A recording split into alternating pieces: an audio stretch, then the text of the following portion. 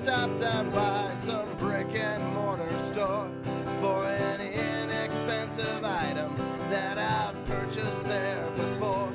Now I value local business, but their prices are too high. And if they can't sell it cheaper, then they all deserve to die. Give me the machine, yeah, give me the machine. It tells me what I want and never asks me what I need. I'm never wrong, and when I am, it gives me things for free. My fellow man can go to hell, just give me the machine.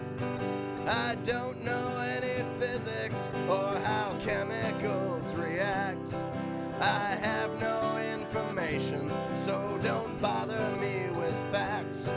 Just tell me what I want to know and go about your day. If you can't do your job, I guess I'll just be on my way. Give me the machine, yeah, give me the machine. It tells me what I want and never asks me what I need. I'm never wrong, but when I am, it gives me things for free. My fellow man can go to hell, just give me the machine. It tracks my every move and maps the patterns of my thoughts. It can half predict the future based on random crap I bought. It sends me sweet reminders of the history we shared, stored upon some server farm within some super villain's lair. Give me the machine, yeah, give me the machine. It tells me what I want and never asks me what I need. I'm never wrong, but when I am, it gives me things for free. My fellow man can go to hell, just give me the machine.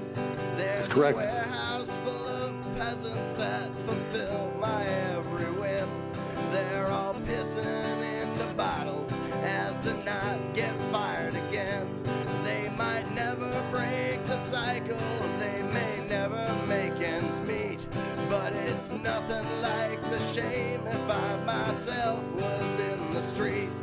So give me the machine, yeah, give me the machine. It tells me what I want and never asks me what I need. I'm never wrong, and when I am, it gives me things for free. My fellow man can go to hell, just give me the machine.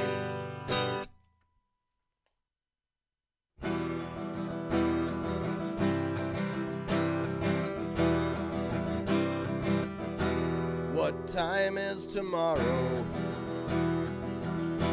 What hour is this? How long have I been here? How much did I miss? Wherever I wander back here. I drink in the darkness. I drink in the fear. The tide pulls me under. How far I don't know. It rips me a new one, and it fills in the hole. What time is tomorrow? What hour is this? How long have I been here? How much did I miss? Ben, put that lighter away. Oh, sorry. We're in a building. I know you like the song and all. Come on now. How's it going, everybody? We're live. Shout out to the Daylight Factory. That was the band. Ben enjoys the Daylight Factory. Yeah, that was awesome. Yeah. That was really good, dude. You played it yesterday, but I was talking to someone when you played it. So Yeah. just now when you put it on, I was like, Damn, man, who is that? Daylight Factory. Go check them out. I'll try to put the link up on the live stream chat for anyone listening on the live stream. What's going on live stream chat? Brianna, Pat Rod. Pat Rod says he's about to hop on a plane for vacation. Whoa. Where are you going to, Pat Rod? Yeah, man. We're jealous. Yeah, I'm very jealous. All right, your Ben Joravsky show for Thursday, March 5th is just moments away. But before we get into that, we got to thank the following unions for jumping on board and sponsoring this program. Unions like the International Association of Machinist and Aerospace Workers, Local 126 in District 8. The International Brotherhood of Electrical Workers, Local 9 are sponsors, as well as the International Union of Operating Engineers, Local 150. Unions, thanks so much. We couldn't do this show without you. Literally. And of course, today's program is brought to you by our good friends at the Chicago Federation of Labor. Ben Joravsky, let's waste no time here, buddy. Let's give him that song of the day. You know, I was just thinking of this song, one of my favorite pop songs of the 1970s. I'm going to get everybody mad at me for singing it because nobody likes it. I may be the only person in America who loves this song. And I love this song, D. You ready? Yes. 1, 2, 3. Ooh, a countdown. Apples, peaches, pumpkin pie. You were young and so was I. There you go. Okay, Apples, Peaches, Pumpkin Pie, one of the greatest songs ever written. He loves Apple Peaches Pumpkin Pie. Surprised we haven't heard a remake of Apple Peaches Pumpkin Pie in the year 2020, you know? By me and Scott Duff. And the Chainsmokers. Man, come on, millennials. The Ben Joravsky show starts now. Oh, Lord.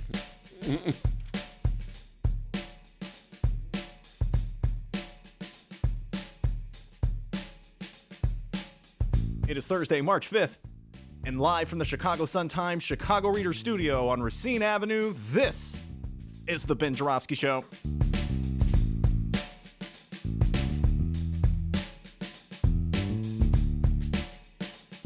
Today on the program, progressive political talk with In These Times writer Miles Kampf-Lassin, union man Ed Maher is back, and it's the Ben Joravsky Show debut of Cook County State's Attorney Kim Foxx.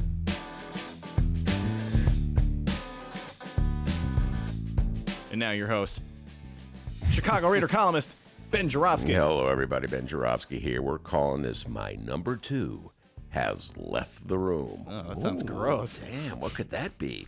Let's see. Sounds like Wait, Thursday. I forgot I got to add Thursday to it. All right? Anyway, Elizabeth Warren bowed out. Yep. Elizabeth Warren, senator from Massachusetts, formally announced the end of her presidential campaign. Did she suspend it or end it? I don't know. I saw, here's how I got the news. It was one of those news flashes on my phone. There's a battle on my phone. It's like, who's going to get the news flash first? The New York Times or the Washington Post? And I'm like keeping track of, he knows this about me. Dennis and I have been together like every freaking day for 3 years, ladies and gentlemen. So you learn a few things about someone over the course. Ben wouldn't have it any other way. If 3 years? Great 3 years. Great 3 years, right? Here's to 4. Here's to 4, 5. It's like Michael Jordan when they won the championship, when they won 3, he goes 3, 4, 5. Yeah, we are comparative to Michael Jordan. Michael Jeffrey Jordan. So some respect, young man. Don't forget the Jeffrey part of the name. Anyway, where was I? Oh, Elizabeth Warren. So I get this battle on my phone. Like, who's going to win it? New York Times, Washington Post. And I'm, like obsessive me. I keep track of these things. Well, the Post won this one, but let's see who wins the next one. The New York Times was the first to get the all-important Elizabeth Warren bowed out. And so that's the only thing I saw, D, because I was preparing for today's show, all right? I was doing pre-show prep, okay? Actually, what I was doing when the message came across at about 10 this morning was talking to my wife about hunters, okay? Which is like what I would really love to talk about right now, this show about Nazi hunters. But to quote Governor Rauner, focus, Benny, focus. Please. So I will focus on Elizabeth Warren. I want to thank Elizabeth Warren. The reason I said she's my number 2 is because for the last 3 months, I guess it's been, she's been number 2, right behind Bernie Sanders on my list, my countdown list, on my top. I used to do 5. Okay, I ask every guest to come in here, do 5. They duck, they dodge, they bob, they weave, they do anything to avoid getting beyond the one person that they would endorse, right? Typical Dems. Only one person, Ben. Don't ask me for a second. But anyway, I whittled it down to 3 eventually. Andrew Yang dropped out, so Joey Biden moved up to 3rd. So now Elizabeth Warren's out. She was always right behind Bernie. So I want to give a shout out to Elizabeth Warren for one reason in particular. I mentioned it yesterday, but I think it's really important that I repeat this, and that is this. She is the person perhaps most responsible for Michael Bloomberg leaving the race. She took Bloomberg down, not once, but twice in the presidential debates. She stripped away any credibility that Bloomberg had as a candidate in the Democratic primary. She let it be known that Michael Bloomberg was essentially, he was just like this really arrogant rich guy who was trying to buy the Democratic Party. And the Democratic Party at the time was like, yeah, we'll take your money. By the way, I'll still take your money, Bloomberg, but I'm just saying I wasn't going to vote for you for president of the United States. So she did a great job in those 2 debates. There's no doubt about it. I hadn't seen anything like it, D, since 1965 when Muhammad Ali knocked out Sonny Liston. You remember this one? You were I was there. Negative 18 years old, and Lewiston made boom, boom, boom. Howard Cosell, left, right, Liston is down. Millennials, I swear, we're going to talk about stuff going on in 2020. I promise you. Muhammad Ali. No, I love it when Ali knocked out George Foreman 10 years after that fight. Left, right, Foreman is down.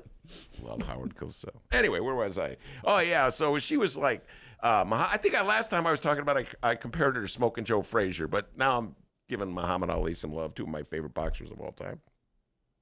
Anyway, I want to say this to Joe Biden, who is now I guess he's the front runner. I take guess out of that. He is the front runner. I think the odds in Vegas are going his way. If you just wanted to make money on this, should put your money down on Joey B. He's probably going to be the Democratic nominee. Just saying, D. We'll see what our 130 guest Miles Kampf-Lassin has to say about all this. We will see. But we'll see if he's putting money down in Vegas. Okay, there's 2 questions. All right. Okay. But anyway, Joe Biden owes so much to Elizabeth Warren because, again, when she took down Michael Bloomberg, that left Biden as the consensus candidate for all the moderates to rally around. And, so Joe, do her something, do her the right thing, buy her dinner. I don't know, do something nice for her because if it wasn't for Elizabeth Warren, you would be struggling with Michael Bloomberg at the moment. And now it's so ironic. Thanks to Elizabeth Warren, Michael Bloomberg's out of the race, and he's ready to kick in like $100 million, I think. You notice how it's dropped? The amount of money that he's going to pay is dropped. I'll spend anything to get rid of Trump. Well, I'll spend more if I'm the guy who's going to replace Trump. Just spend the money. Whatever you're going to spend on yourself, spend it. If defeating Trump was the goal, I guess it's easy for me to tell Michael Bloomberg to spend the money, huh, D? It's not my money. Anyway, so Joe Biden, I think you owe Elizabeth Warren some thanks. It's interesting how my friends of the Bernie Sanders persuasion are going to react to this, D, because you would think that Elizabeth Warren would immediately endorse Bernie Sanders because it's pretty obvious that ideologically he is the closest to her in terms of their worldview on just about everything. She's much more of a Bernie Democrat than she is a Biden Democrat. But my understanding is that she has not endorsed anyone at the moment, and she's just sort of sitting back, which will lead to perhaps 2 different strategies employed by Bernie Sanders supporters to win her over. One, there will be people who will be really nice, and they'll just say, I've always liked Elizabeth Warren. What a great champion she has been for financial reform. I really love how she stood up for working people with the bankruptcy laws in the mid O's, the early O's, and how she stood up to the great financial institutions, and how she stood up to all those Republicans in Senate confirmation hearings, and just what a champion of progressive politics she is. Try to butter her up, that strategy. And then there'll be the supporters of the Bernie persuasion who will just do it their typical way. They'll try to bludgeon her into doing it. You better support her. I don't know, some of these. Bernie's still number 1, Dave, but some of the tactics of his supporters, not quite understanding it. How you think you can win people over by insulting them, yelling at them. Anyway, I get frustrated too. I mean, so I can kind of relate. I've been frustrated with the Chicago electorate for 40 years. So, well, since Harold died. So I can understand, I suppose, but still not the most convincing way to win people over. Anyway, here we are, D. We've got two old white guys running for the Democratic nomination, and I have to say this. They're so old, they make me look young. Whoa, that's old. And I bet, they're so old, neither of them have ever heard of Apples, Peaches, Pumpkin Pie. Oh, yeah, because right. they weren't even listening to, my cutoff is 79. Biden, I haven't heard a new song since 1964. So, you know what I mean? That'd be his. Bernie, I love folk music. I love the Chainsmokers. Well, can I just tell the Chainsmoker story? Yeah, sure. Chainsmoker story goes back to a debate I had with Carlos Ramirez Rosa back in the old show before I was fired. And I was telling a tale about how millennials, I'll just abbreviate it, millennials like the Chainsmokers more than Stevie Wonder, and I could not understand that. I never even heard of them until I heard this debate. And then Carlos, trying to be the bridge between one generation and the next generation, said, Ben, you can't sound like an old fogey. You have to appreciate new groups. I think Carlos kind of regrets that position because, come on, Carlos, Stevie Wonder, Chainsmokers, not even close. Anyway, we got a great show today. Miles Kampf-Lassin will be in here every Thursday. Comes in from In These Times. He's big-time Bernie supporter. He just wrote an article in These Times. I read it, talking about how the establishment is coming around Joe Biden to oust Bernie. Get his views on Super Tuesday and the road ahead. I just was on the phone with him. He says there's still a path to victory for Bernie Sanders. There we go. That's what we like to hear. He said there's still a path to victory for Bernie Sanders, and I'm really curious to hear what that path is and where it leads. It's a windy path.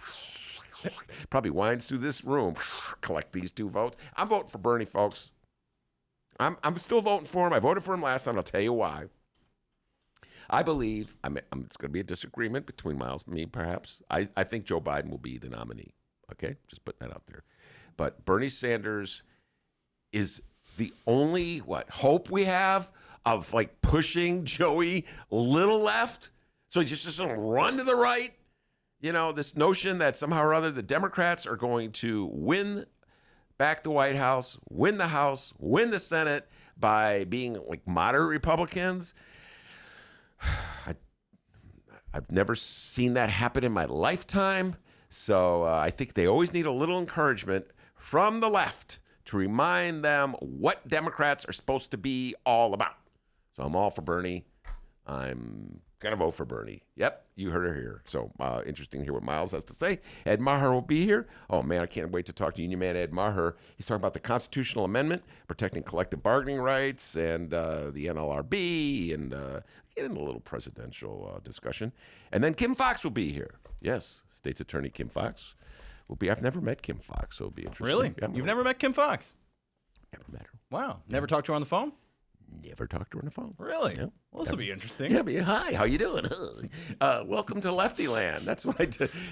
Kim Foxx is used to going into studios where there's people from center right. Yeah, and people not wearing hats. Not voting for Bernie. Oh, really? If they have an ideology, they're so happy that I'm so relieved that Joe Biden is. Now she's going to Lefty Land. It's Bernie all the time. Wee, Lefty Land, where people love apples, peaches, pumpkin pie. She's become a symbol, Kim Foxx. I'm going to ask her about this. She's become a symbol in many ways. To her supporters, she's a symbol of criminal justice reform, much needed, long overdue.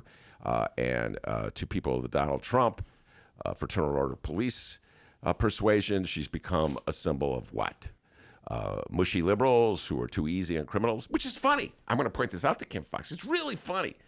I got to give Donald John Trump credit on this front. He's got it two ways. On one hand, he's presenting himself as a champion of criminal justice reform. He let Rod Blagojevich out of prison.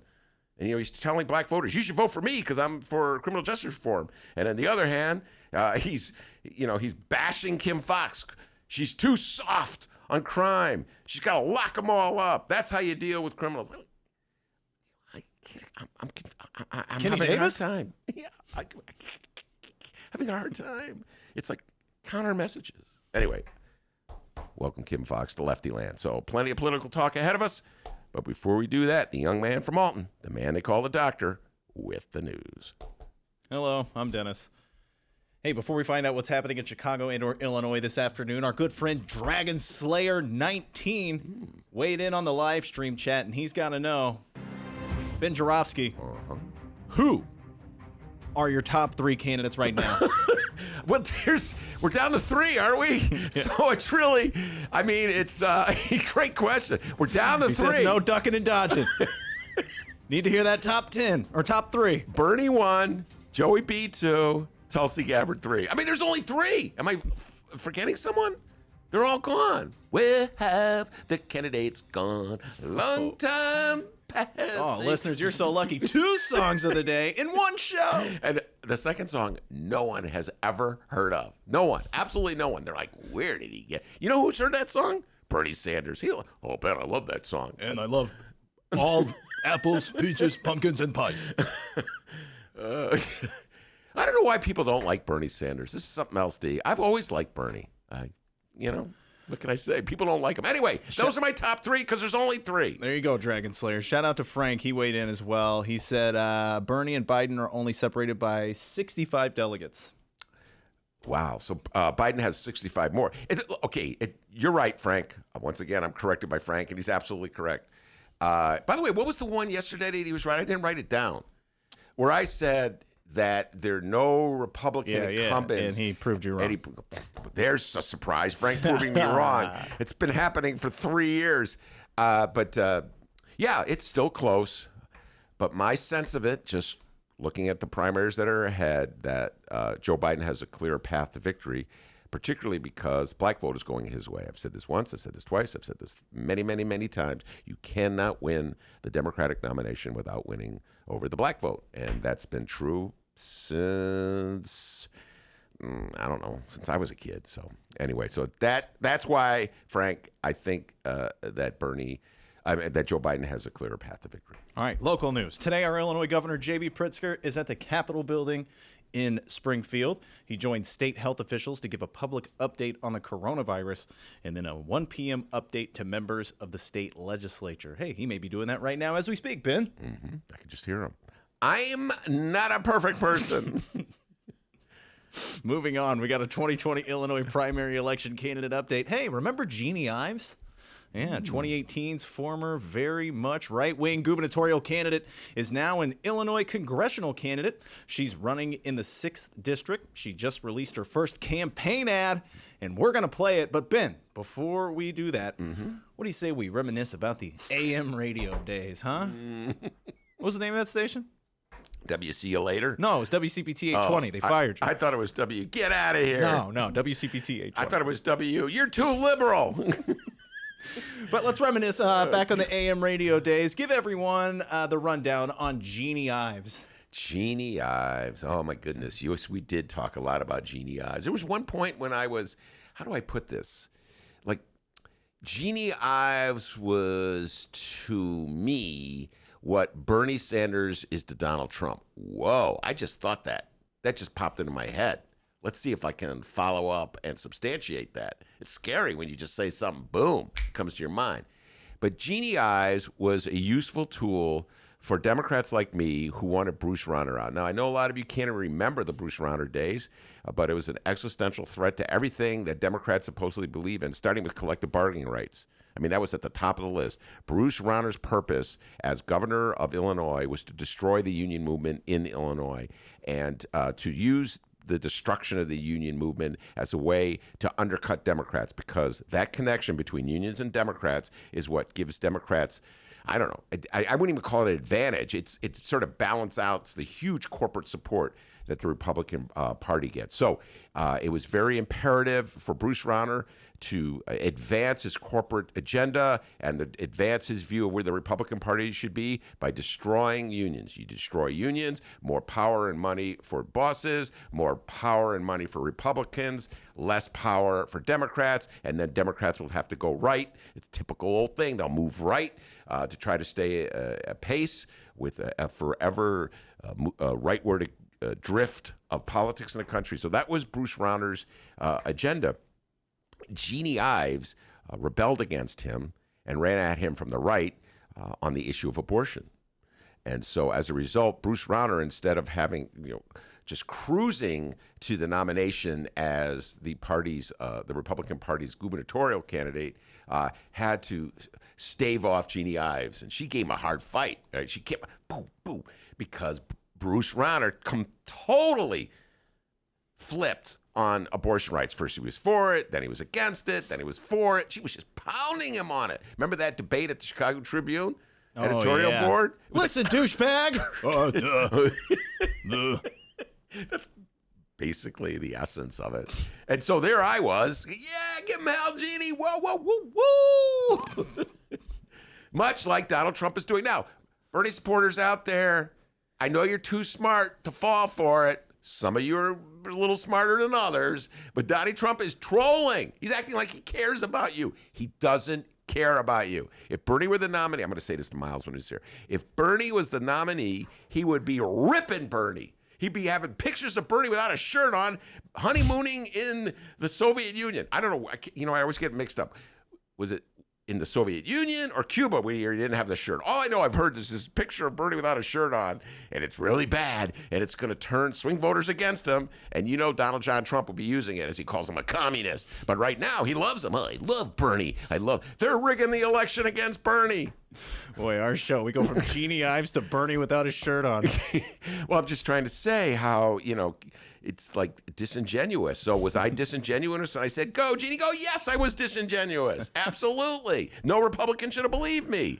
Is Donald Trump disingenuous when he says, go, Bernie? Go, yes. But unfortunately, so many, my Bernie supporters, notice I didn't say that, BB. Nice, so great job. many Bernie supporters like, yeah, Trump's got a point, man. So, that's my Bernie supporter imitation. So anyway, so Jeannie Ives served that purpose, and she was so insanely right-wing that even the Republican Party rejected her, and they go, well, we're going to go with the guy with the money. In the end, they threw their principles out the window. Hey, wait, did you say Bruce Rauner? Yay for our teachers! Yay for our teachers! All right, It's like a distant memory. Anyway, so she ran, she lost, and she was a state rep. And she gave up her seat to run for governor, and now she's running for Congress. And the woman gave us so much material back in 2018 that I feel, Ben, it's only fair to play her at least once and comment on it, okay? Let's go. So here's... I've not heard this. No pre-show prep on the Ben Joravsky Show. Quit admitting that. Here's the latest ad from the 6th Congressional District candidate, Jeannie Ives. And by the way, still very much right-wing. Senator Ted Cruz, Trump's economic advisor Stephen Moore, Congressman Mark Meadows, Jim Jordan, and the House Freedom Fund are all in for Jeannie Ives. Ives took on the Springfield establishment. Our economy is too weak for a tax hike, and you know it. You know we need jobs, you complain about it all the time, and you won't fix our job creation problems. Now Jeannie Ives will stand up for you in Congress. Republicans are uniting. They're all in for Jeannie Ives. I'm Jeannie Ives, and I approve this message. Okay. I'm Jeannie Ives, MAGA, for life. All right. Let's just try to view this as objectively as we can. The 6th Congressional District is a suburban district that's in DuPage. It's a long, complicated district. I think it goes in and out of 3 separate counties: DuPage, Cook Lake. I don't have an image of it in my mind, but it's suburbs, okay? So if you don't live in Chicago, just think suburbs. And in the old days, it was a Republican district. It's gotten more liberal. It's moved more to the Democratic side over the last 10 years through demographic changes. The Democratic Party is growing stronger in that area, doing more recruiting, doing a better job of outreach. So the Democrats are at that point where I believe Hillary Clinton beat Donald Trump in 2016. So it was just a matter of time before the Democrats took control of Congress. They did in the 2018 election. by running a person who is very much sort of a centrist, Sean Casten, and issues climate change, abortion rights, and opposition to Donald John Trump, and just the way he goes about his presidency, vilifying anybody who dares to disagree with him, being such a lousy president. It's just like the 101 of being president, like dealing with the coronavirus by yelling at Democrats, blaming it on the news media. So in general, I don't know why Jeannie Ives thinks that she can defeat a moderate Democrat in a district that already went for Hillary Clinton by running even more to the right than the last Republican congressman whose name has escaped me. I used to know these things, D. Oh, no. Oh, my God. Could it be a sign of advancing senility? Could it be a sign that I've spent too much time thinking about apples, peaches, pumpkin pie? You've lost it. Show's canceled. We're done. Can you remember his name? No. Frank. Who did Casten beat? I know. I can't. I can see his face. Anyway, he never came to hearings. That was the big thing. He would just run away. Like, people would have town hall meetings. He would run the other way. Anyway, so I've dealt with this. Actually, this is my current column in The Reader. I've dealt with this. I call it the horror show that the moderate Democrats have been using to try to scare voters away from voting for Bernie by saying there will be an absolute collapse, that if Bernie's at the top of the ticket, all the candidates who won in 2018 will lose. Yes. Peter Roscoe. There we go. How could I? Did Frank say that? I found it on Google. Oh, whoa! Look at me. At you. Yeah. What would my man Joe Rogan say? Pull that up. Pull that up, Jamie. All right. Love Joe Rogan. Anyway, so I just don't understand why. So Democrats they're trying to scare people away from voting for Bernie, would say that Sean Casten would lose to Jeannie Ives, and I just, of course, don't see it happening. I mean, you're asking people who basically think that climate change is an existential crisis, think it's really important to have some kind of environmental controls and regulations, to replace a scientist who believes in that with a person who doesn't believe in that. So I just think you're asking too much of voters. You get what I'm saying? Like, their fear of Bernie is not so strong that they would embrace Jeannie Ives. It's such a bizarre argument that is being made. I'm surprised that people are falling for it, but I shouldn't be surprised. So anyway, it's a long shot, to put it mildly, for Jeannie Ives to think she could be elected congresswoman. But then again, I think I bet against Donald Trump in 2016, Steve. So ultimately, what do I know? All right, and finally, every single Chicago political geek has been on pins and needles waiting for this. Chicago Mayor Lori Lightfoot, which presidential candidate will you be endorsing?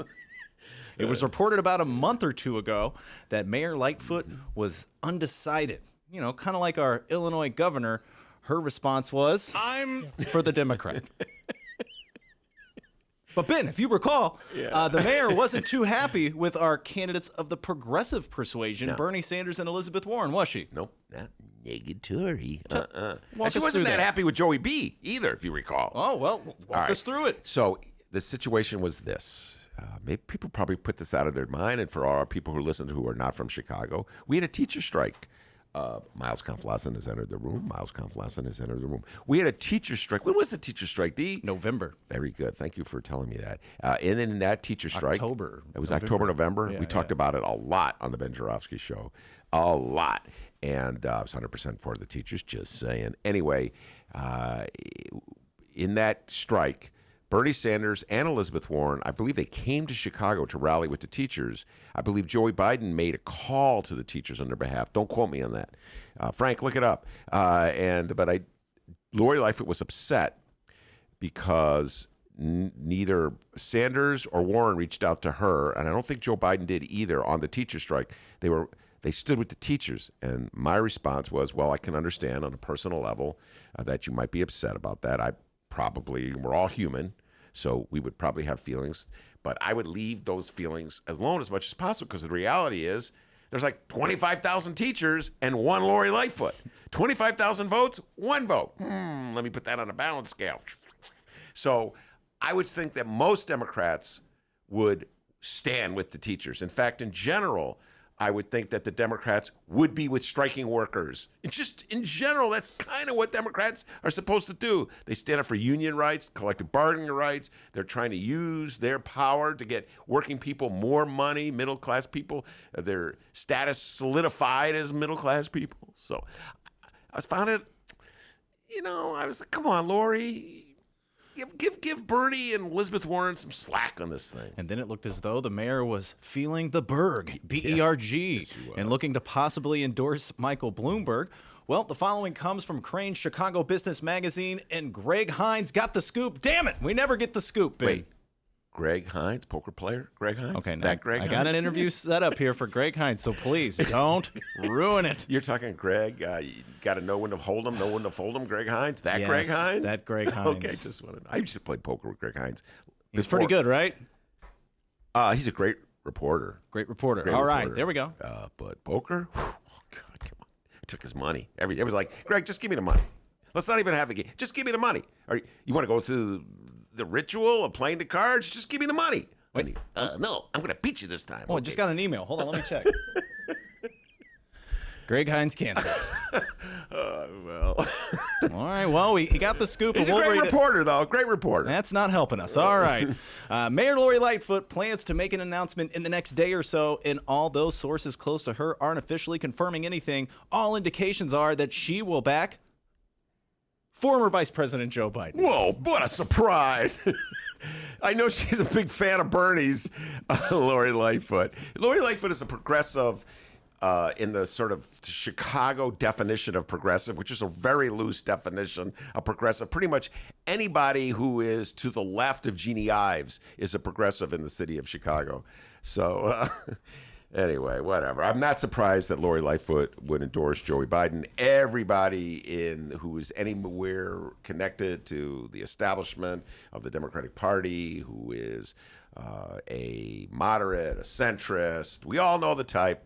They're all converging around Joey B. He is their nominee. They want him.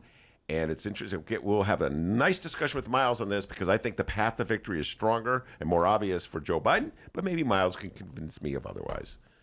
All right. It says here that Lori Lightfoot and Biden connected by phone. Oh, can you imagine how that phone call went? Brr, hello?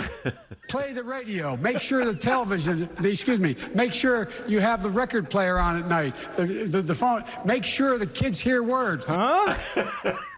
Yeah, I'll support you. Whatever. Make sure that the kids hear words. So there you are. That's what's going on locally. Oh, my God. Of course, we'll keep you posted on these stories as today's program rolls along. Like if another Jeannie Ives ad comes through the wire, we'll try to play it. And don't go anywhere because coming up, our good friend Miles Kampf-Lassin has returned for another week, and we're going to talk all things progressive politics and, the primary elections. Don't go anywhere. It's the Ben Joravsky Show, live from the Chicago Sun-Times.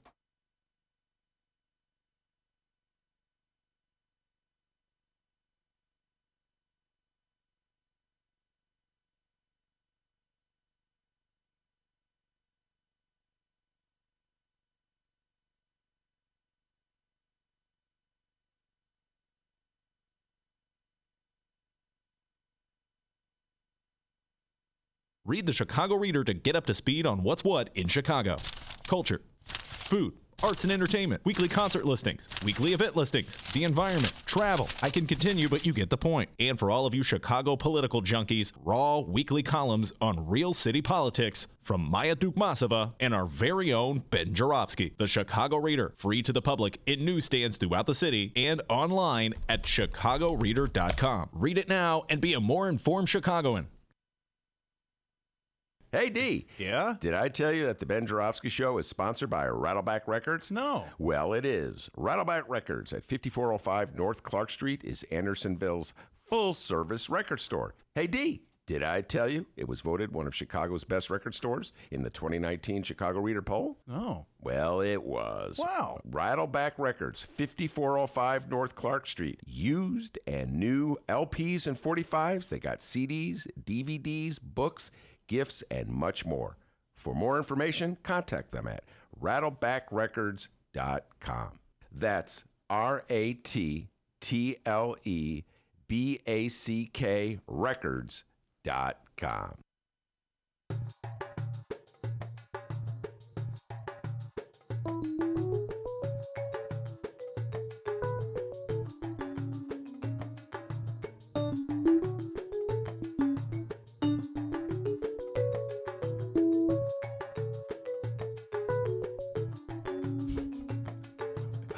back to the Ben Joravsky Show. Ben likes this song, live from the Chicago Sun-Times. You know, in some way, we've been liberated with that cease and desist letter. Miles, you were here last week when we got the cease and desist letter. The birthday show. It was the birthday show. I know. What a way to celebrate Happy your birthday. birthday! Don't use my music. We actually are not even certain what they were asking us to cease and desist. By the way, this music from the one and only, take it away, Jeff Manuel. Yeah, Jeff Manuel. Nice. Was only one and only. The And, marimba or something. yeah, I like it. It's got that little. Anyway, so our listeners have been sending us some really great music. So I think we're better off. Yeah, blessing in disguise. And Miles promises to send us a tape from his rock and roll. You still in a band? Yeah, the Crows. We got to get some professional recordings done, but we'll send it over. Covers or we original? started out as some may know, we started out as a Sheryl Crow Counting Crows cover band. So we kind of did. He said it on his show last week. Good God. Hey man, come on. But we've expanded our repertoire. We're doing some original music, a lot of different influences. So you'll. What's my favorite Sheryl Crow song? Can you name one? She's got some great ones. Does she? Wait, Sheryl Crow. I'm mixing her up with Ricky Lee Jones.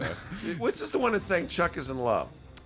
That's not Sheryl Crow, as far as I know. Earlier, you were singing "Where Have All the Something Gone." I thought you were doing Paula Cole, but then instead, "Where Have All the Cowboys Gone?" But instead, you went in a different direction. No, there's a song, if I may. The real Bernie Sanders would be the only person who knows this song because it was a staple. As opposed to the fake Bernie Sanders. Yeah, real. Donald Trump had the real Donald Trump. Where have all the flowers gone? Anyway, it was a folk song back in the day. Pete Seeger.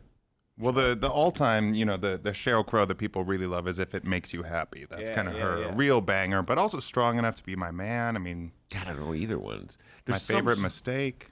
Every day is a winding road. I've heard that song. Yeah, every day is a winding road. There you go. Ben, we got to get a little karaoke podcast going for you, buddy.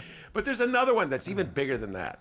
For 10 trivia points, who is Sheryl Crow in a relationship with? Well, she was in Lance Armstrong. Yeah, I so long ago. They up. broke up like years ago. Oh, excuse me, Mr. People Magazine over there. It was a while ago. That was a long time ago. Anyway, all right, let's get down to serious stuff. Enough chit-chat about Sheryl Crow and Lance Armstrong. Okay. So, Miles, you wrote an essay. I called it a column. Or it could be an article, whatever you want to call it.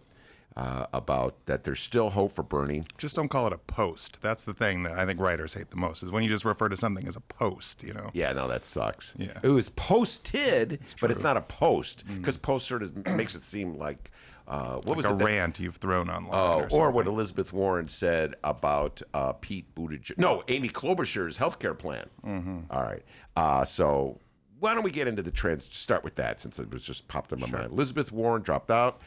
Your thoughts on why her campaign didn't take off and the contribution she made to this primary season. Well, I think it's incredible. One of the things that I think was missed, there was so much focus on Elizabeth Warren as kind of the candidate with the plans, and that kind of became her moniker. And I think it was really helpful early on, but it really did influence, the whole terms of the debate. I mean, I think Bernie Sanders did a, incredible job over the past 4 years in terms of kind of realigning the Democratic Party and what the lodestars were for what people wanted in terms of $15 minimum wage, universal health care, all these different issues. But what Elizabeth Warren was able to do was put out these plans, months before Sanders did. You can argue which ones were ultimately better, but say universal child care. I mean, Elizabeth Warren was really ahead of the game on that issue, and I think set the standard for how candidates across the board have fallen in line. And I think, it's not just a matter of giving her credit for running. I've said this many times before on the show that I think she did run a great and has run a great campaign, but also just, her presence in the race, I think, was a really important thing for American politics to show that you can, have multiple progressives in a race at the same time that are both, building up support, that are taking on, as you gave her credit for taking down some of the centrists, and playing that role. But I mean, it's things could have changed very differently. I mean, one of the reasons we can get into this, one of the reasons I think, of course, it's an open race and Bernie Sanders is just as much likelihood of being the nominee as Joe Biden is because, a couple months ago, Elizabeth Warren was considered the front runner in many ways. That's what people were, lauding her as before the votes were cast in Iowa. People were, saying she's, ahead of Bernie when she had this big rally in Washington Square Park and was getting all these, endorsements, the Castro endorsement. So I think that this was, the dynamics of the race could have changed very differently.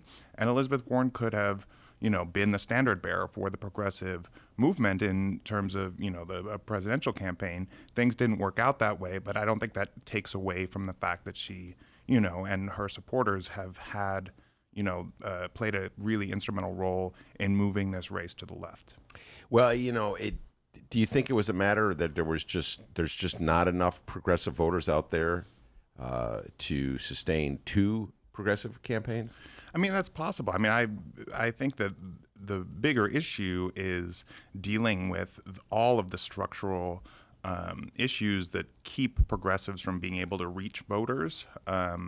Most people's interaction with politics is pretty limited, understandably, because they're, living their lives. They have responsibilities. They're not, like the folks that come into this room who spend, an inordinate amount of time thinking about and worrying about and writing about politics. They're just, living their lives. And so their interaction is often filtered through the mainstream media, how we all, get our information. And if your touchstone and, turning towards, for about lack of a better word, elites that are in politics, giving cues, giving signals to how to vote. And throughout this campaign, we've just seen time and time again, the type of people that you would look to provide that are either staying out, your Barack Obama or Nancy Pelosi, people like that, or the people that are, filling that void. Media pundits, what have you, are generally on the side of, these establishment candidates, and that had been a wide array of them. Now they have kind of centralized into this centrist Voltron, that is overtaking the progressives. But I think that was a huge challenge, and it's been for both Sanders and Warren. I think Sanders was able to have this more core dedicated group of supporters, partially because, he's been running on the same things for his decades in politics, but also he built up a base of support through his 2016 campaign that I think has really helped him. All right. Now, on Super Tuesday, we were at Dennis and I were at Promontory. We were having a great political discussion with some really smart people, and I wasn't paying attention to the state-by-state breakdown because I was so focused on the discussion we were having, and I think that helped me. I'm a Bernie supporter. Everybody knows that he's been my number one forever, but I'm not going to sugarcoat this. When I saw Biden's win those 10 states to Bernie's 4, I walked away disappointed. And I was dealing with the reality in my mind that Bernie was not going to be the candidate. So that was my takeaway from Super Tuesday. Where were you, and what was your takeaway from Super Tuesday? Well, I was at a bar that I know we both hold dear, the old Tim Tutton's Hideout. Timmy T. We had a little watch party there. So I was with good friends, at least, and, tall drinks. So that was helpful.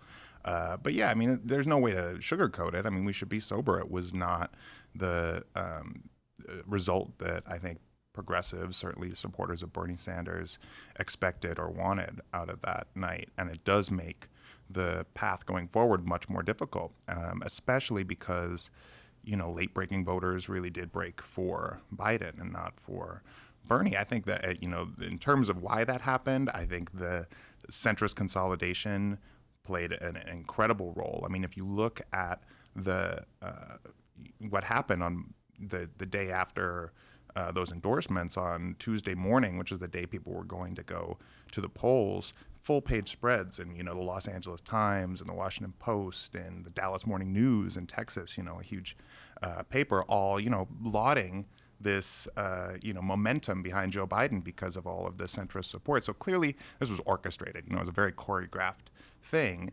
And it was in order to achieve this result, to say, look, we know after South Carolina, Biden is the only real viable person that can, play this role in the campaign. And they put their chips behind him, and it really did pay off. And that didn't happen. And I mean, Bernie didn't have anything similar going on for his campaign. So in terms of the people that decided in those days leading up to the race, the couple days right after South Carolina, right after these endorsements, they understandably went with Biden because they thought, we want to beat Trump. It looks like everybody's getting behind Biden to beat Trump. As I mentioned, people get their information from, cues from these people in positions of power. You have your Jim Clyburn, all these people that are well respected, getting behind Biden. So it's understandable, that it turned out that way. That said, I mean, there's still 30 states that are left to vote. So calling it now seems pretty, pretty early on to. Exactly, to make a call, especially because after Iowa, people were saying Biden's done. When he finished in 4th place, so many campaigns have had their, seemingly seen their death knell and then yet come back. And right now, it's only Bernie and Biden, but that's the fortunes can change very quickly. The standard line of Biden was the definitive statement on his campaign would emerge from South Carolina. By the way, a tangent within a tangent. What an insane process we have of nominating. Miles, you and I, you've been every Thursday you come to the show, and we've been talking about this campaign since the summer. Yeah. Just the build-up, the focus, the intense focus on Iowa. This predominantly white, small state in the middle of the country that bears no resemblance to many of the Democratic, the electorate bears no resemblance to many of the Democratic voters, then shift to New Hampshire, which is, you can make the same argument there. And then all of a sudden it's like, then you go to South Carolina, finally black people get to vote, okay? So, and then, what is it, 14 states? It's an insane way to do you know what I mean? Go with these shifts. You're right. There's these volatile shifts. Everybody's focused on Iowa. What's the impact? And then it's remember the Iowa debacle? We talked about it. They couldn't count the votes. They could. You know what I mean? That's completely forgotten now. It's just well, that's an why insane way to. I completely agree with that, and I think there needs to definitely be some reform in terms of how the primaries are run. After the Iowa caucus, it's hard to imagine that that's going to continue to be the way the first contest determine the nominee. After we, still kind of are having contested vote counts coming in from Iowa. But that's the reason I caution people before making pure predictions about what is going to happen. I think you're right in terms of like the favorability of Biden being the nominee right now is high, and it's way higher than it was before Tuesday. And in terms of the betting markets, like if you were ever going to try to take out money on Bernie being the nominee, now's the time to do it because it's cheap as hell. The odds are high. It's like the Bulls. Yeah. I think it's 500 to 1 in Vegas now. Bulls making the playoffs. I don't know what the comparison is, but go. So I think that's it's just to say, on Tuesday there's going to be a whole other group of states that are going to be voting, including Michigan, which we saw last. I don't know what will happen, but we saw in 2016 in all the polls, Bernie was down by over 20 points. He came out and won that against Hillary Clinton in 2016. Then on March 17th, Illinois votes, along with tons of other states. Bernie's coming to Chicago. He's doing a big rally in Grant Park on this Saturday afternoon. Clearly, it's going to become a way more important state. We can see with Mayor Lightfoot potentially getting on board with Biden, the clash between kind of the progressive and the centrist wings of the party are going to be on full display in Illinois. But I think that we'll see what happens, and it's really, as I was saying before, it's just it is premature. It's to say we know which way the race is going to go at this point. But for supporters of Bernie Sanders, I mean, we should just remember Joe Biden is an incredibly weak candidate in terms of his record. That's besides anything, people focus on mental health issues, all these things. I think the big issue we should be talking about is he fought to cut Social Security, fought to cut Medicare. He worked with Republicans on building the mass incarceration system that we're dealing with now. He helped to lead the march to the Iraq War. I mean, these are all issues where he's way out of step with the Democratic electorate right now. And there are areas that Bernie Sanders has been much more in line and been a champion and led and helped to, bring the party to where it is now, where, the status quo in terms of the party is more focused on expanding Social Security and ending these forever wars and expanding health care to everyone. I mean, these are the things that Bernie Sanders has been fighting for his whole life. And if you look at the exit polls from some of these states, it's overwhelming support for Medicare for all. And this is the top issue for Democrats is health care. And still Bernie Sanders is far more trusted than Joe Biden is in terms of being the best candidate on that issue. The problem is that, in terms of this free media, we have this media ecosystem which benefits the candidates that are able to better represent the current status quo in terms of, the relationship to corporate power in our politics. And the best way to see that is by looking at what happened with the stocks for all these healthcare companies that shot up right after Joe Biden won in South Carolina and again on Super Tuesday. And they had previously tumbled after Bernie Sanders' primary victories. I mean, this is actual economic interests at play, and I think that is and these are the same corporate interests that are donating to the DNC, donating to the DCCC, donating to all these top candidates. So it's a direct relationship between the establishment. It's not just that they think, oh, Bernie's, he's not going to be our best leader or something, or that he can't beat Trump.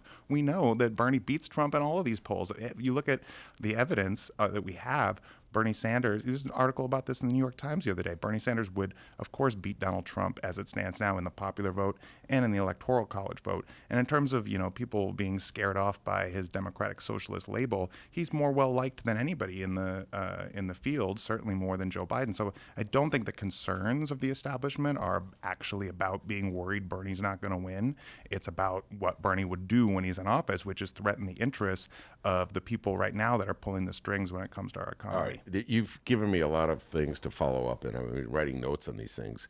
But let me just remind you of something our mutual friend Micah always talks about, and that the movement's bigger than Bernie. Yeah. And I'm not saying this to write off Bernie. I'm just saying the reality is, if Bernie is not the nominee, it's incumbent upon lefties like me and you to keep the pressure on Joe Biden.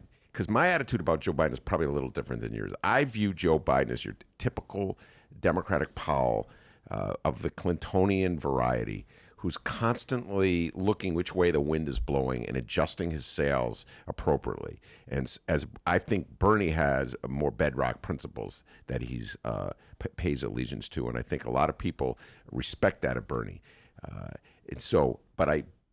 If you push Biden left, if you force Biden to go left, he will go left. And I've seen that even in the rhetoric since this campaign. So I think it's really important that people not personify the movement too much. This is Micah's theme whenever he comes on the show. Yes, Bernie's extremely important, and God bless Bernie for taking these stands, but it's got to be bigger than Bernie. Do you follow what I'm saying? These issues have got to be championed, even if this campaign doesn't work out. That's kind of how I view it. Well, of course. I mean, without getting too defeatist, I think, of course, if Bernie Sanders is not the nominee, the movement that he has built will persist for years to come, many years to come. I mean, look at the young crew of legislators that is behind him. You have Ilhan Omar, Rashida Tlaib, AOC. These are like the future of the faces of the party that are going to be. And if you look at, what happened in a lot of these states, it's like 70% of young voters and young voters of color are going for Bernie Sanders. The problem is the older voters are not, so it's not, equaling out to give him a huge leg up. But it does show that the younger generation is, on board with the political revolution and the things that Bernie Sanders is talking about. And that's going to be the case whether he's the nominee or he's not. I do think at this point it's incumbent on people, though, that want to win power in American politics to fight for it and make sure that, the things that they believe in are represented by their candidate and not simply focus on, pushing somebody left, partially because a primary campaign is, among the Democratic electorate. It's far different. We saw this in 2016 when you saw Hillary Clinton Biden moderate as soon as she got into the general election. She stopped talking about it completely. Yeah. It's hard for me to imagine Joe Biden not doing that. And the other thing that really worries me about Joe Biden, not to focus too much on this, but he talks frequently about bipartisanship and how he thinks that the scales will fall from their eyes once Trump's not president. All these Republican leaders, they're going to see the light of day. And people might think that that's naive, and I think to some extent it is, but it depends on what you mean when you talk about bipartisanship. And if you look at Joe Biden's record, when he has been bipartisan, such as when he was vice president under Obama and he was in charge of, shepherding through this grand bargain, he worked with Paul Ryan to provide, cuts to Social Security through this chained CPI plan, to reduce benefits, to raising the retirement age, all these issues. That's the kind of bipartisanship we can expect under Joe Biden. And I think he would get that done. He would cut a deal with Mitch McConnell on these things that I don't think Democrats would be very happy about. I don't think that that's what the people, who are going to be voting in these primaries want to see. And he's not saying that now, but he is kind of giving a wink and a nod when he says, I'm going to be bipartisan. I'm with you. And by the way, I think bipartisanship, you gave one example where there was quote unquote bipartisanship. Paul Ryan's long since gone. There's nobody counseling bipartisanship on the Republican side. Let's just point that out. Bipartisanship is such an illusion. Whenever he says, I'm with you. Whenever he says bipartisanship, I just roll my eyes. I can't believe it. That's suckers talk from Democrats who are chasing a dream that doesn't exist. And I don't even want it to exist to a certain. But the classic case, I'll say it over and over again, Obamacare. They took Mitt Romney's plan. They kicked all the lefties out of the room and they cut the deal. There was nobody resembling Miles Kampf-Lassin in the White House when they constructed Obamacare. They made sure the insurance company was still there, and the Republicans still didn't vote for it. So that's your bipartisanship. Exactly. I mean, what they did is they held it hostage, and then Joe Lieberman got the public option killed, and now they're fighting to repeal the whole thing. God, it's funny you should say Joe Lieberman. This is a tangent within a tangent. But I was thinking about this the other day. I was thinking about how my entire lifetime, I might share this with you as you're my therapist. My entire lifetime, I've been told, move right, move center. That's how you win. Al Gore, 2000, he put Joe Lieberman on the ticket. The notion was, you were still in high school, you probably don't remember this, Joe Lieberman will help win Florida. Jewish voters are going to go for Joe Lieberman. He's going to help win.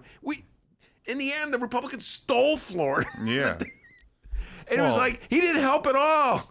Well, and also there was the whole Elian Gonzalez issue that I think really did sink Clinton did sink Gore because of how Clinton operated throughout that whole scandal. I think that had a huge effect in the Cuban American community on Democratic votes. But anyway, not to go too deeply down into the 2000 race, but I agree. I mean, I think and Joe Biden has said he's open to a Republican vice president. Yeah, well, I don't believe that. I don't believe that. I don't believe. In fact, I think if I had to put money in Vegas, which I don't do anymore because I'm a reformed gambler, Miles. I don't gamble anymore. But if I had to put money, if I went back to those old days, I put money on a lefty. I would put money on Joe Biden taking a left candidate to try to bring the party together some way. And here's the question I had to ask you. Yeah. In the aftermath of Tuesday's elections, I came away seeing Bernie's, this is such an obvious point, limitations. Number one, for the longest time, Bernie is saying we're going to bring new voters into the polls, and that's going to increase the voter base, and that's going to be, I'm going to ride that to victory. It hasn't happened yet. It's been one of my biggest disappointments so far. I haven't seen that expansion of the electorate that the Democrats need, needed in 2016, and they could use in every single Senate race. I haven't seen that happen. And number two, his inability to get a majority of black voters.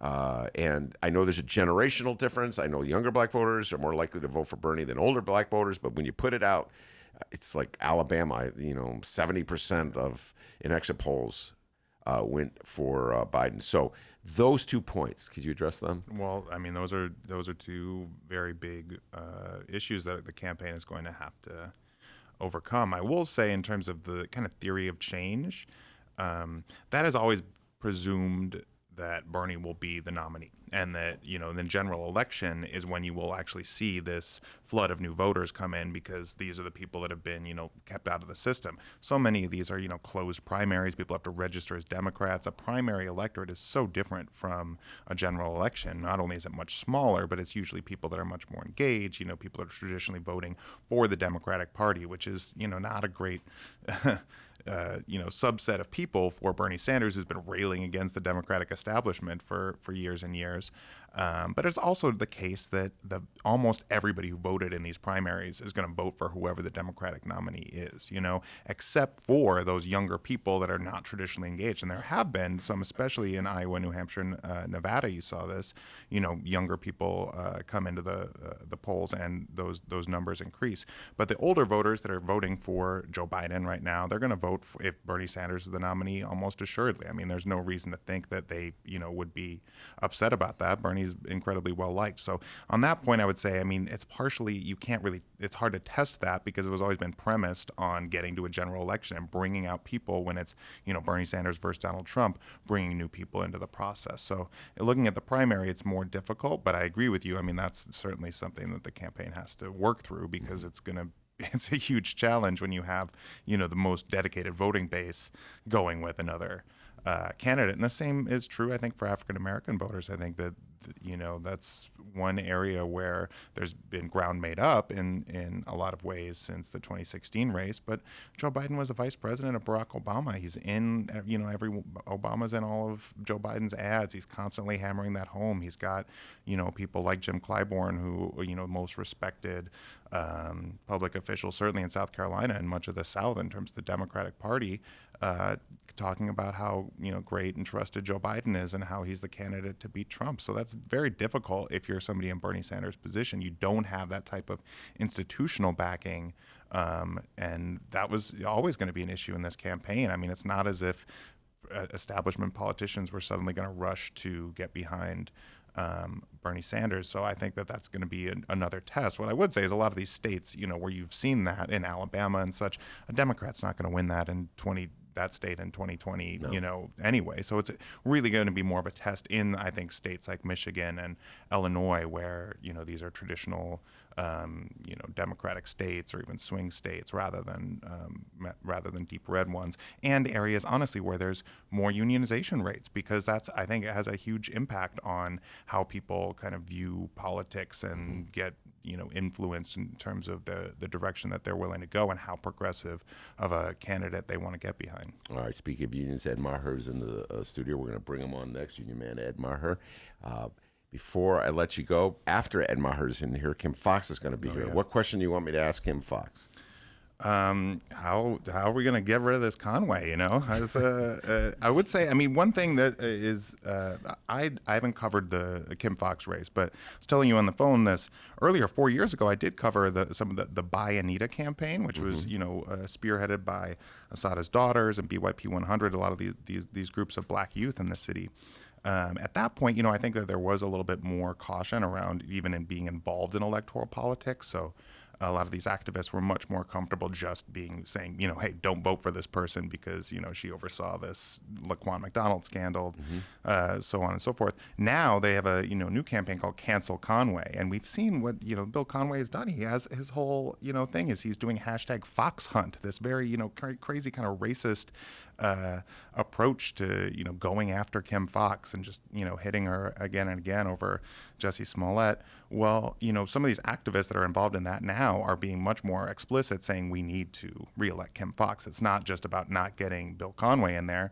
We need to reelect the person who is, lowering incarceration rates and removing, cash bail and making all these efforts to reform the criminal justice system. So I guess I'd ask her about that, what she sees as her relationship to movement organizing and movements on the ground, because what's interesting about Kim Foxx is she didn't come out of that movement background the way a lot of these other candidates did. She had more of kind of an institutional way Tony in. Preckwinkle. Well, exactly. Yeah, she learned her politics from TP. That's true. But that said, she's been such an effective state's attorney, I think, in so many ways in terms of getting some of these things done that it seems obvious that she would, build on some of that movement energy that's that's around. I also want to say, getting back to one of the first things we talked about how great of a campaign Elizabeth Warren ran. This is now is a time. I don't know if Elizabeth Warren is going to endorse in this race. I don't know if she'll endorse Bernie Sanders, but I think there's a real opportunity. She has a mass base of support, and those people are going to have to search for a new candidate right now. And things laying as they are, if you believe in the agenda that Elizabeth Warren was running on, the values that she cares about, and the type of campaign that she ran, it's very clear that the campaign of Bernie Sanders, which has always been about not me, us, about fighting for human solidarity, fighting for people you don't know, that is the obvious place to join. So I would just make an appeal for people that are now understandably feeling a little upset and grieving that there's an opportunity to continue that fight. So just a little shout out. All right, Miles, thank you very much. Every Thursday on our show, Miles Kampf-Lassin from In These Times and Maher on deck. We're gonna tell people where they can find you online, Miles. Oh yeah, that's right. Find me. Well, I have an article up right now on the homepage at In These Times. Search for that. It'll be in the next print issue of the magazine too. So if you feel like subscribing, get a monthly issue to monthly subscription to In These Times. You can also find me on Twitter at Miles K Lassin. That's MILES KLASSIN. Also, I'm going to be at the Chicago Bulls game tomorrow night against the Indiana Pacers. I hope to get there early enough to get a Benny bobblehead. That is my one goal. Benny the Bull, not Ben Joravsky. Oh my God, a Ben Joravsky bobblehead. Wearing my Bulls hat. All right, Miles and Maher on deck. We're going to bring them on when we come back.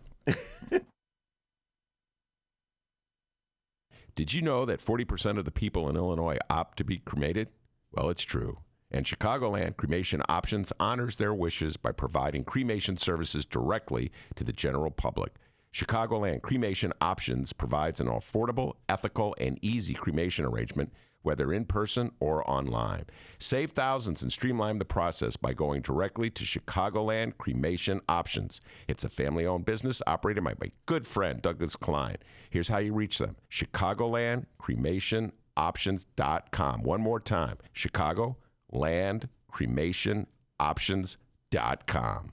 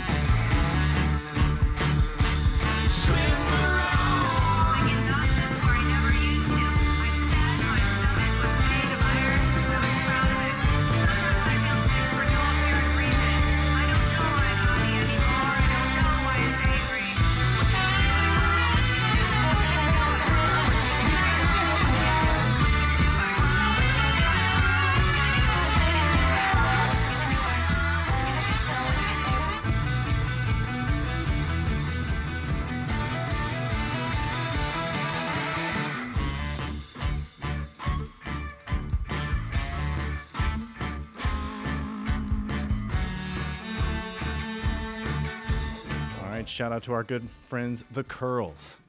Go check The Curls out anytime. They're a great band. Always playing live. Mick Fansler, what's going on? All right, hour number 2 of your Ben Joravsky Show for Thursday, March 5th, featuring Kim Foxx. Is just moments away. But before we get into that, we got to thank the following unions for jumping on board and sponsoring this podcast. Unions like the International Association of Machinists and Aerospace Workers, Local 126 and District 8. That's correct. The International Brotherhood of Electrical Workers, Local 9. That's correct. The International Union of Operating Engineers, Local 150. That's correct. And, of course, today's Ben Joravsky Show for Thursday, March 5th is brought to you by our good friends at the Chicago Federation of Labor. Take a chill pill, man. Hour number 2.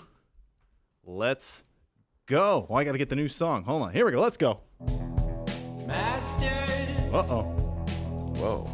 That was trippy, huh? Yeah. It is Thursday, March 5th, and live from the Chicago Sun-Times Chicago Reader Studio on Racine Avenue, this is the Ben Joravsky Show.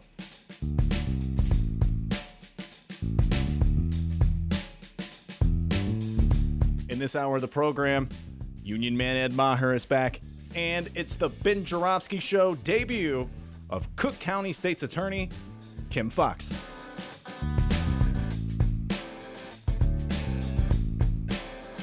And now your host, Chicago Reader columnist, Benny J. Ben Joravsky. Ed Maher comes in once a month from the Operating Engineers Local 150, sitting right across from me, enjoying this beat.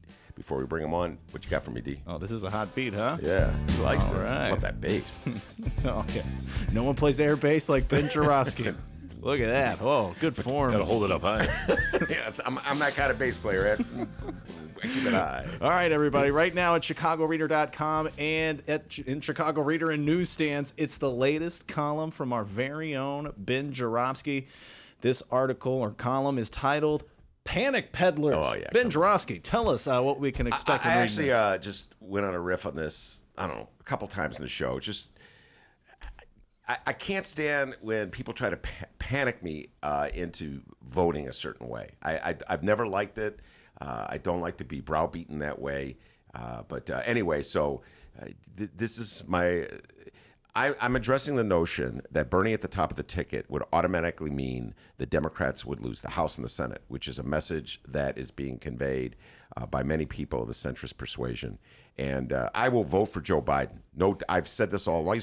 He's been my number 3 all along. Well, he's been your number 3 all along, yeah. You know. Well, actually, for a while, remember Yang actually knocked him down to 4. Well, he's been your number 4. Yeah. So I'm going to vote for Joe Biden, but I don't want to be, frightened into voting for Joe Biden by this notion that somehow or other Democratic voters everywhere are going to run Republican if Bernie's at the top of the ticket. It doesn't even. It's counterintuitive. It's counterintuitive, and this is the point I would make. Love to wonder what Ed Maher thinks about this. If a voter is a swing voter and does not like Bernie Sanders so much that he or she is going to vote for Donald Trump, that does not automatically mean that he or she is going to vote against a Democratic congressional candidate. My guess is that a swing voter would look to balance his or her vote. If you're a swing voter, that's classic swing voter mentality. So if Bernie's the front runner, is the nominee, you don't like him, and you're so motivated either not to vote or to vote for Donald John Trump, then you might go for the Democratic congressional candidate just to balance that vote out. I've seen that happen so many elections, Ed Maher, when swing districts. So I just think it's a fear tactic. I hate when people try to motivate me through fear. You get what I'm saying? It's like I should vote for who I want to vote for in a primary, not be motivated with fear. So that's sort of the issue. And I took a look, just for the record, 1972 presidential race, before anybody in this room was born, George McGovern got trounced by Richard Nixon. The Republican presidential candidate, Richard Nixon, absolutely trounced the liberal Democratic candidate, George McGovern. But the Democrats held the House and held the Senate in that. They gained seats in the Senate. So that was a classic case of what I was just saying, where voters, they kind of balanced it. they put their money. It's like going to Vegas. You put your money in this, and then you cover it with a bet over there. So anyway, that's my view on that one. Go check out that column, everybody, chicagoreader.com, and in newsstands all across the city. And be on the lookout for a Beyond the Column podcast on Ben's latest article. Very good. Ed Maher, welcome back to the show, young man. Good to be back. Good to see you, Ben. And it's good to see you. And just before we take the deep dive in the labor issues of the day, I got to say I got a big kick out of this Facebook post that you put up. You had your daughter in the studio once. Last summer. Yeah, last summer. Great kid. And you had a daddy-daughter dance. I was looking. No offense that I was kind of laughing. It's just. You should have seen me when I was dancing. That's worth a laugh. Yeah. So what kind of music was it? Oh, God. I don't know. Like Taylor Swift and, all that kind of stuff. A gym full of 9-year-old girls jumping and screaming and just having the time of their lives. So. Did you enjoy it? Yeah, it was a blast. I mean, they do. School districts all over do that kind of stuff every year, and I never miss it. Because there will be a couple of years down the road. She's 9 now, but by the time she's like 11, she's not going to want to hang around with me anymore. So I got to soak it up while I can. Take it while you can. As the old man who's been through every phase of child rearing, I'm telling you, it's coming. Right on. Just got to stay cool. Feel free to call me anytime for parental advice, or at least a shoulder to cry on. All right, Ed Maher, I know you have something on your mind that you want to talk about, a constitutional amendment. I want to talk about the National Labor Relations Board. Let's start with your constitutional amendment. Go ahead. Yeah, it's something that's still developing. We're still pushing a bill in the legislature, but it's been reported a little bit more and more in Crane Chicago Business and Capital Facts again this week that we're supporting an amendment to the Constitution. It would be called the Illinois Workers' Rights Amendment that would protect collective bargaining from attacks or limitations such as right to work, but it would amend the Constitution to basically make the law of the land as it exists today not something that is subject to the whim of a moving legislature, something that's in the Constitution, so that a law couldn't be passed that would prohibit workers and employers from negotiating agreements with one another on something like a union security agreement, which is banned with right-to-work laws. So it would protect collective bargaining,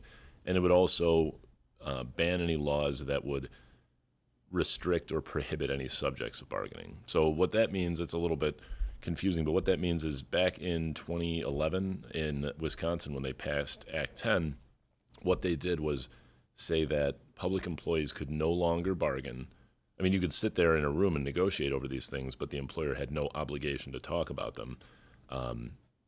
Actually, most of them were prohibited under Act 10, but it was you couldn't bargain for health care anymore, you couldn't bargain for pensions or any retirement anymore, and you could no longer bargain over wages exceeding 1% or the consumer price index, whichever was lower. This was a law passed in Wisconsin. Correct. And that was for public employees, correct? That's correct. Mm-hmm. So Scott Walker pushed this, and oddly enough, the day after Trump was elected president, Grover Norquist, the famous anti-tax pledger, tweeted, "I'd like to congratulate Scott Walker for winning the presidential election when he passed Act 10." So what happened in Wisconsin in the wake of that was the amount of union members in the State Federation of Labor dropped by 50%. Unions, public sector unions, just kind of walked away from those members because they realized that they were getting paid dues that they couldn't offer any value for anymore. They were just saying, we can't do anything for you. We can go into the room and we can ask for a wage increase, and they'll just say, no, we'll give you 1%, and you can't ask for more than that. So in other words, they passed a law that stripped union of bargaining rights, so there was no point from the perspective of a union member to be a member of the union. Yeah, there was no value because these subjects of bargaining, like if a union goes in to sit down with an employer, you can negotiate over a number of things: work rules, like seniority stuff, scheduling, wage increases, benefit increases. But all those things which we refer to in Illinois as permissive subjects of bargaining, things that you're allowed to sit down and talk about, in Wisconsin, they were then prohibited subjects of bargaining. So you can no longer go in and talk about health care. You can no longer go in and talk about wage or retirement. And you're severely limited on wages to 1% wage increases, which of course is less than the cost of inflation, or CPI, Consumer Price Index inflation, whichever is lowest. Mm-hmm. So if inflation is above 1%, you still can't go above 1% in your negotiation. So it was, it was a very effective way to absolutely gut public unions and frankly, I mean, it's no secret. It was just meant to destroy the Democratic Party in Wisconsin, which, as we saw in 2016, it was really effective at doing. And so now, I mean, across the country, we've seen attacks on collective bargaining. Most recently in Missouri, about a year and a half ago, they passed a law. They passed a right-to-work law. And in Missouri, there's voters have the ability to push a law to public referendum if there's enough controversy about it. So they did that.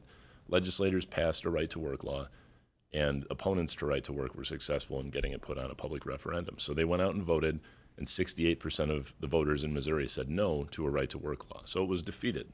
It cost like $20 million to run that campaign. For the against unions? It. Yeah, to defeat it. And then what do we see this past legislative session? It's back. They're proposing right-to-work law again, and now they're pushing a constitutional amendment to put it in the Constitution. In Missouri. Right, despite the fact that almost 70% of voters were opposed to it a year and a half ago. So after the initial win about 18 months ago, it was kind of our position that you can only have $20 million fights one or two times before you run out of money. So if you're going to do this, if you're going to fight against something like right to work or just fight to protect collective bargaining or enshrine it in a constitution, do it in a more permanent manner. Do it in one where that's no longer subject to, the changing tides of partisan state legislatures. Put it in the Constitution. So that's what we've been working toward. There's a piece of legislation in the House and the Senate right now. In the spring session, we expect to see some activity. We've had a lot of great conversations within labor and with legislative leaders about it. But essentially, those are the two things that it would do. It would ban limitations on subjective bargaining, and it would also prohibit any limitations on union security agreements. So it would give workers and employers the freedom to negotiate something without the government banning any kind of content of those discussions. All right, you're giving me a lot to work with here. So let's just start with the Illinois thing before I backtrack and go to Wisconsin and Missouri. I'm saying that now, so if I forget, you remind me, because I want to know what the impact, if there's a lingering impact in those states against unions because of the movement by Scott Walker, et cetera. Okay, so this is basically a proactive move by unions in the state of Illinois to protect themselves in the likelihood that things would be dramatically changed, because I cannot see in the current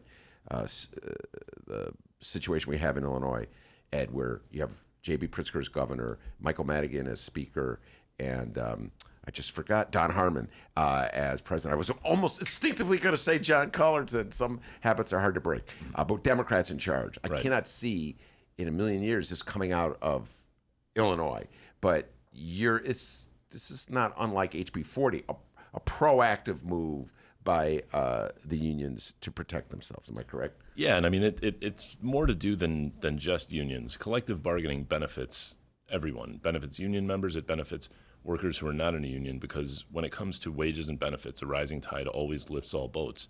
And what we've seen in some of our polling is that workers who are not members of unions in Illinois understand that and are very, very supportive of the idea of this.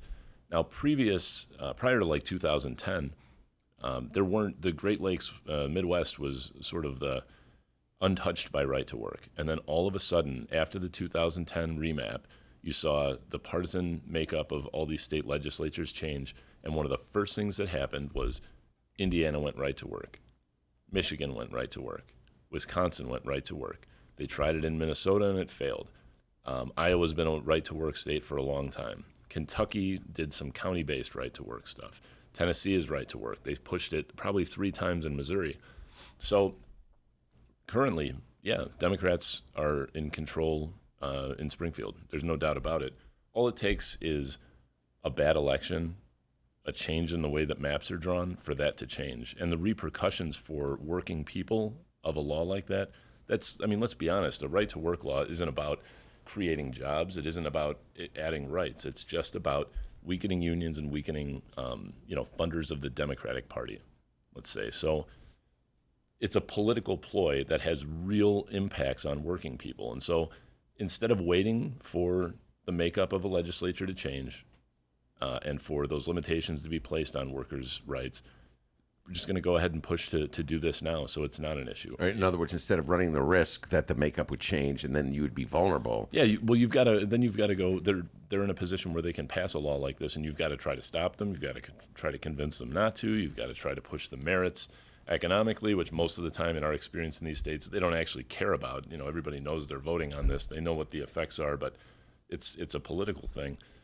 So go be proactive instead of reactive. Yeah. Unions have had to play firemen for too long in the Midwest and around the country. So, and more than anything, I mean, this is just a reminder that if we can do this, we can remind these other states, you guys can do this too. And labor's not done. And if things like the NLRB or the Department of Labor and the state legislatures that continue to pass laws that weaken the labor movement nationwide, if they keep doing this a little bit at a time, a little cut here, a little cut here, we're never going to be stronger. We're always going to be a little bit weaker. Every year, every one of these laws that passes will be a little bit weaker. So if that's true, then we're at our strongest right now. Yeah. So if we're going to fight, what better time to fight than right now when we're at our strongest? So what's the procedure the process that must be followed for this to be enacted? Okay, so there's a joint resolution before the House and the Senate. 2/3 of each chamber have got to vote to support this, and then it goes on the ballot in the November election. It doesn't go to the governor for a signature. It goes through both chambers. Again, 2/3 approval, and once that's done, you finalize ballot language and put it on the ballot. And has J.B. Pritzker signed on? He hasn't. We're still in negotiations. We're still in conversations with J.B. I know the governor is very, very focused on the fair tax. There's going to be a lot. I mean, I was just about to say it's the same procedure as get the fair tax, and I mean they passed that resolution in the last session, so the fair tax is going to be on the ballot. Yes. There's no question about that. But the governor's been very supportive of unions, and during his campaign, I mean, he stood in Local 150's hall several times and said, we are going to ban right to work in Illinois. So I cannot imagine. Well, I shouldn't say this because it's the jinx. I'd be really surprised if he didn't sign on to this. I think a lot of people in labor would be. Yeah, very surprised. Labor in general would be extremely surprised. He was elected on a lot of commitments to working people, and frankly, he's been a very good candidate for working people. Yeah. Or a very good governor, I'm sorry. And very disappointed. A little surprised. No, very surprised and very disappointed. But I shouldn't accentuate something bad that hasn't even happened That's yet. correct. Okay. Yeah, there's no reason to think that the governor is going to be opposed to this. Now, and the fair tax initiative, which of course, just to remind everybody, would raise the top rates on the Illinois income tax. We're a flat rate now. Would raise the top rates, and you, the voters, will get an opportunity to vote on this in November. I don't think there was any Republican support when it came to passing the resolution needed to put it on the ballot. Is it different with this initiative? My guess is there would be some Republicans who would stand with unions. Am I right in that? Yeah, I believe so. We've had a lot of conversations with Republican legislators, several of which are union members. And there are people who don't want to deal with the right to work issue. It's a polarizing thing when in the states, like we represent workers in Indiana. So when the fight for right to work hit Indiana, you had Republican legislators who lived in who represented districts that had a lot of union members, had a lot of Republicans. So they're like, I'm making a very difficult choice here. And for a Republican who's supportive of middle-class workers, this is a pretty good option. It's just, I'm not going to make a decision on this. Let's let the voters make their decision. And so I think being able to put this to the voters, and it's kind of an easy move for a Republican. So I know that we are expecting that there will be Republican support. All right, that's good to hear. So going back to Wisconsin, I don't want to lose this trend. I remember very clearly when Scott Walker got elected and he made the move against the the public employees unions and gutted them. And yes, it directly led to Donald Trump's victory because I think it weakened the unions, it weakened the Democratic Party, and it left Wisconsin vulnerable. That and Hillary Clinton's reluctance to go to Wisconsin. I don't know what her problem was with. I love Wisconsin. So I haven't been paying attention to what's going on in Wisconsin with the unions. Have unions had any rebound in the last few years? In the public sector, no. The private sector has been it's been sort of stagnant. But in the public sector, another part of Act 10 that popped up was members had to vote to proactively authorize their unions to opt back into their unions, I think every 2 years. So there was one example that I thought was incredible. There was a bargaining unit. It was for public sector operating engineers, so people who man the boilers, the mechanical equipment, things like that in public schools. It was in a public school district. They had about 250 members. 100 members voted in the reauthorization election. They have to do a mail-out vote, and it comes back. So 100 people mailed back the ballot out of the 250 that got it. It was 100 to nothing in favor of the union. It wasn't a majority of the bargaining unit, and so the union was decertified. Like, that's what laws like, and I mean, that's what Act 10 was built to do. Yeah. If everybody who's active loves the union, but you can count on some people not voting, that'll be enough. I mean, any way to, and all it does is just weaken the standards for workers. Mm-hmm. It lowers wages, lowers benefits. It's a bad deal. And what does it do? It strengthens, it weakens the Democratic Party in those states. So that's what it's all about, but people suffer because of it. And it's, collective bargaining is something that is important across all industries for middle-class workers. If you're in a union, if you're not in a union, it's an important thing to protect. And so that's what we're trying to do. Yeah. Well, this is a point I always make when we have this conversation, because sometimes I feel like, Ed, I'm speaking to different constituencies, if you will. Like, so I'll have people who come into the studio that say they're a single issue, and their only issue is, let's say, abortion rights. Right. Just throwing that out there, or environmental regulations. Okay, and they stay out of union. Well, and some of our, I hear this all the time. Some of the people we support, they're from districts that are not sympathetic to unions. Okay, I hear this, and I always say to them, you're connected, whether you realize it or not. If you weaken the unions, you weaken the pipeline of the Democratic Party, the boots on the ground of the Democratic Party. Look at Michigan, look at Wisconsin, and guess what? Then your reproductive rights bills, they don't pass. Right. It's not. You got to work in alliance with other people. Yeah, I mean, in the building trades, for example, one of the main issues, we have a lot of members who are very, very adamant about their gun rights. A lot of avid sportsmen, sportswomen, and so sometimes it's a challenge to push a candidate who might be great for labor rights or workers' issues, but it doesn't have the best gun record. And I mean, what I always say is, vote your job and lobby your hobby. I got to write that. You said that the last time, and I didn't write it down. I'm telling you. Yeah, write that one down. Put a little star next to it. Yeah, lobby. Tell your friends. Yeah, because without a paycheck, you can't do the rest of anything. I mean, you might need guns to hunt for food, but I think supporting your job and voting in the interests of your ability to earn an income should be the first thing politically. Yeah. It's the most important thing that you can do for yourself. All right, I know we're going to be talking about this constitutional amendment in I'll have future more for you on shows, it, next more month. shows. Yeah, and but I want to turn our attention to the National Labor Relations Board. This is a mini obsession of mine. You know me long enough to know I get these little obsessions. So I had Zakowski on the show, union activist, and he was talking about efforts to get the cannabis workers in a union, and there was one plant, Cresco plant, I forget where it was here in Illinois, the growers, the people who actually grow the weed, the reefer, cannabis. I'm supposed to call it cannabis, Ed. My apologies.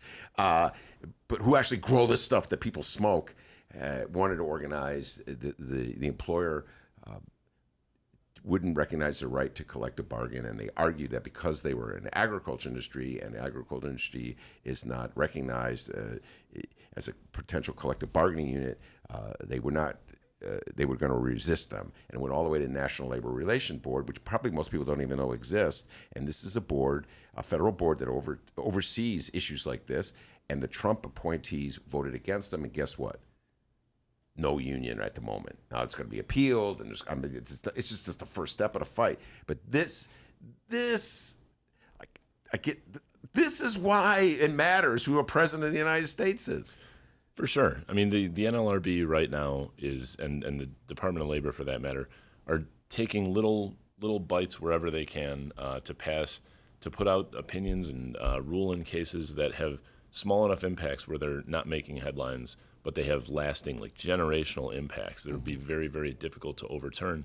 And they're never friendly to workers. And I mean, to your point, cannabis was not legalized with a whole lot of conservative support. It was Democrats, liberals out there fighting for this for a long, long time, and pushing back on workers' rights is about the least pothead thing I've ever heard of. I mean, stoners of Illinois, unite. Get out there, get down to the Capitol, have a smoke out, and let's fight this thing. Because, I mean, that's insane. The people who run these companies probably still think marijuana is a gateway drug, but they're They're laughing making all the money. way. For sure. Yeah. No, And it's a burgeoning industry. And Yeah. so, I mean, kudos to the UFCW and some of the other unions that are trying to organize this industry, because a lot of people are trying to get into this and make a career out of it. And it's best to do this while the industry is still young.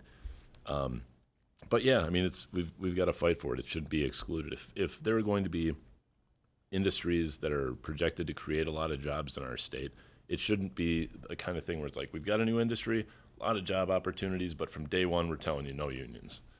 Come on. Especially, and to your point, especially underscore an industry like the cannabis industry, which, as you pointed out, like owes its existence to old potheads like me, and other lefties who fought for years to make it legal. Yeah.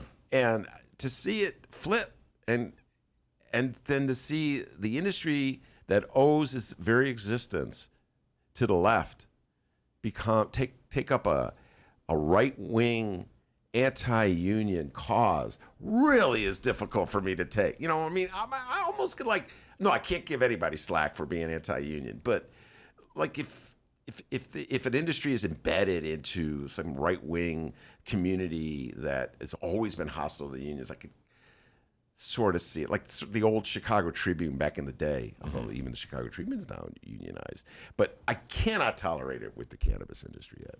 No, I mean, I think the people who pushed for so many years for the legalization of cannabis didn't see it turning into like a big corporate kind of a thing. And I mean, in most states where it's passed, that's kind of the way that it's been. A handful of large organizations have control over it, and if something like collective bargaining is going to impact the bottom line, then and the important point I want to underscore is that the National Labor Relations Board, which is the governing body, is appointed by the president, correct? Right. And as such, their decisions will be influenced by whoever the president is. For sure. The board members of the NLRB are appointed by, and usually it's the president's party gets a majority of the seats. And so far, what we've seen is everything that's come out of there has been very, very, very bad. The general counsel of the National Labor Relations Board, who has a lot of power to put out decisions, is very anti-union. He's a former employment side labor attorney, so he knows all the tricks. Mm-hmm. All right, I think our next guest is gathering at the door. We probably should move on. And so I was going to ask you your just general thoughts on Super Tuesday. Got any general thoughts on Super Tuesday, Ed? I mean, it would appear that Bernie's going to have a really tough time making a case to anybody that he's got a realistic path forward. I'm most interested about Bloomberg. I don't think a month ago anyone would have imagined that somebody could come in, spend $400 million on ads, and be hated even more than when he started. Yeah, well, we got Elizabeth Warren to impart thank for that. I don't know if you saw the debate. She took Bloomberg down twice. Oh, yeah, absolutely. I mean, that was epic. It was epic. That was an epic takedown. So one more time, Joe Biden, if you're listening, I know you're a huge fan of the Ben Joravsky Show. Show some love for Elizabeth Warren because she took down Bloomberg. As a result, you're in the driver's seat right now. That's how it goes. All right, very good. Ed Maher, thank you so much. Operating Engineers Local 150. And Kim Foxx is on deck. We'll bring her on when we return. Hi, I'm Ben Joravsky. And I'm Maya Dukmasova. And this is the Chicago Reader Backroom Deal.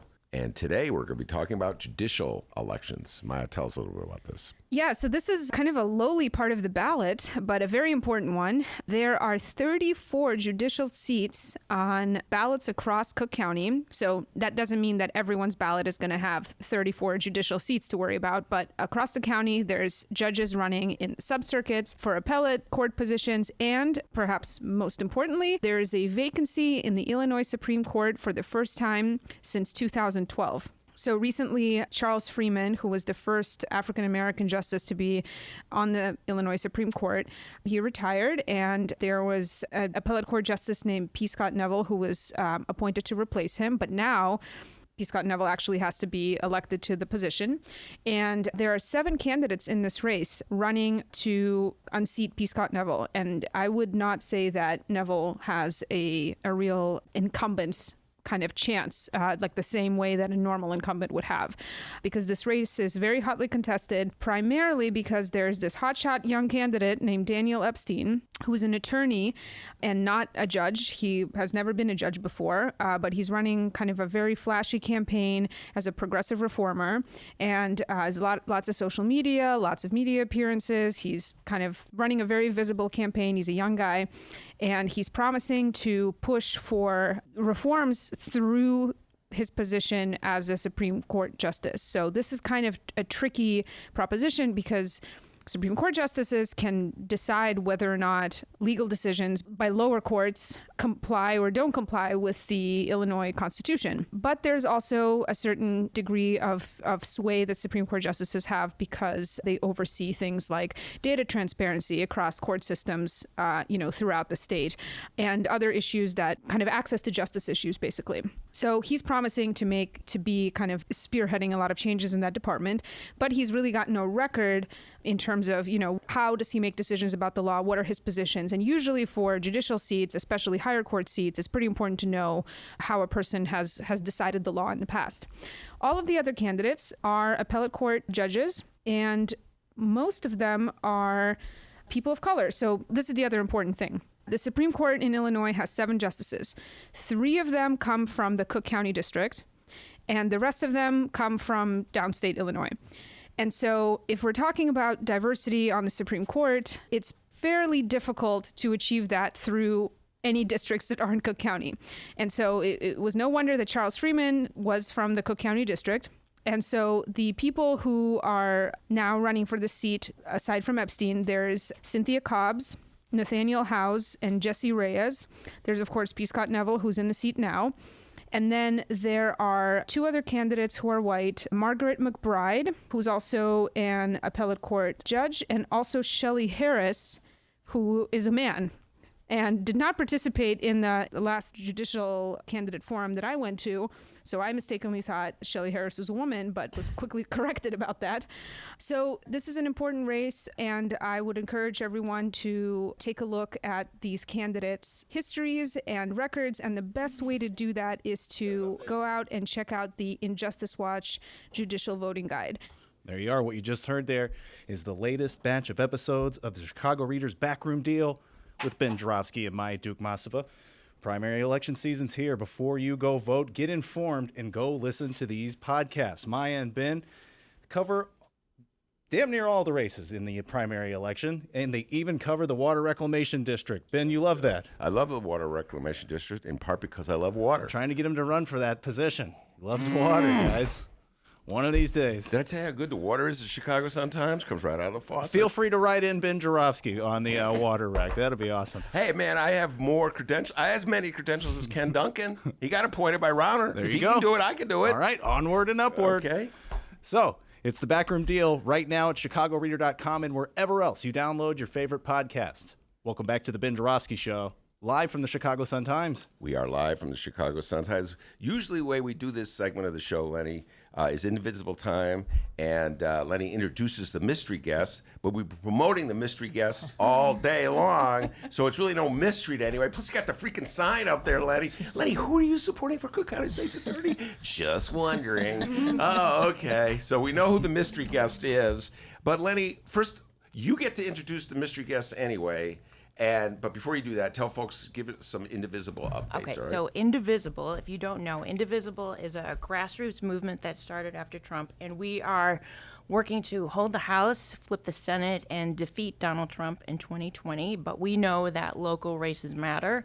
We knew that in the mayoral election when we endorsed Lori Lightfoot.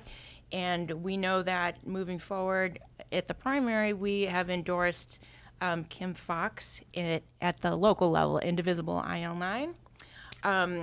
So we have a couple things going on, including a couple of announcements. So the event that's coming up is on Tuesday, and it's Women for Kim Foxx.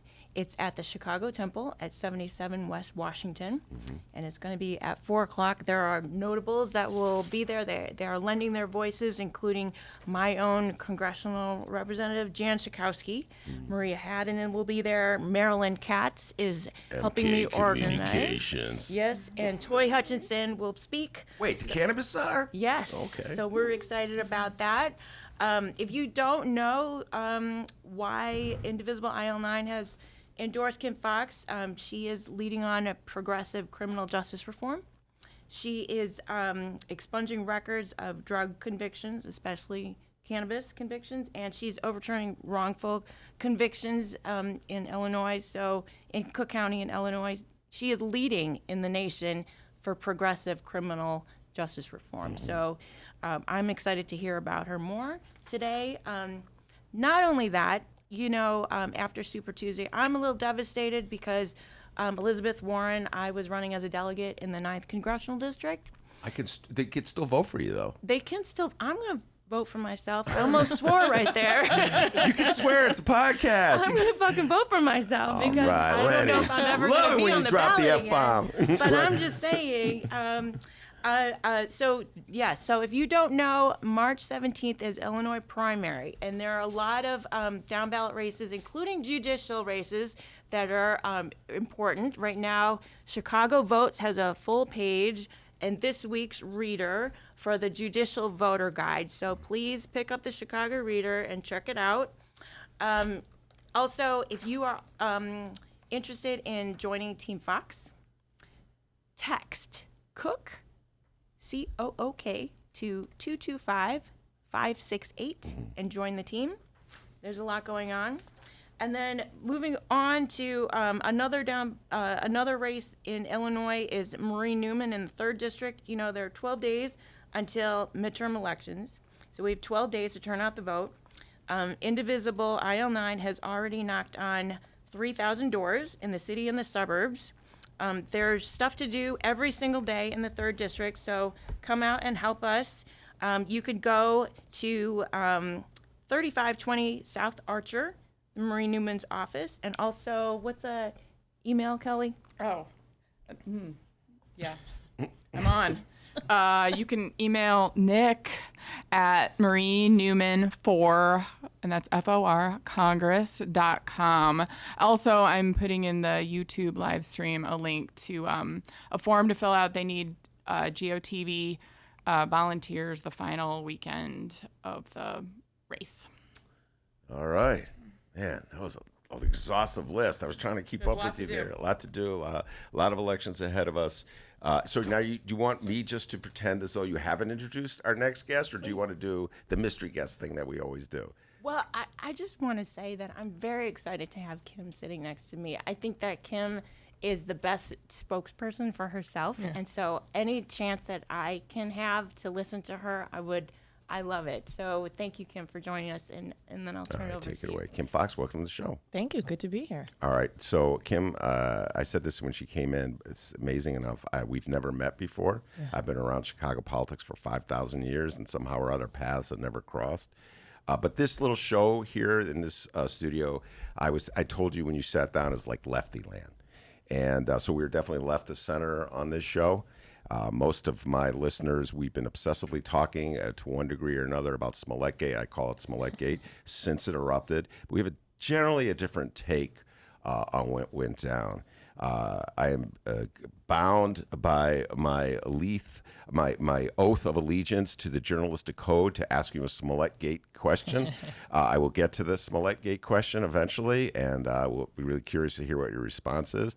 But I just wanted to start by saying that, by all that this is lefty land. And so a couple of concerns that people who exist in this world that I have, the biggest concern about your campaign is that you have not been forceful enough in promoting the causes that got you elected, that got you in trouble with Smollettgate, that got you the opponents that you have with Smollettgate, that led to the grilling that you got at the Chicago Tribune editorial board, where they flipped you on one side and flipped you on the other, and you had old boy Conway coming at you too. So that's generally where people on the left come from things. So we'll get into all that. I'll just start with this notion that popped in my head when I was walking to the studio today, Kim. You become a symbol, whether you realize it or not, of it really depends on your political persuasion.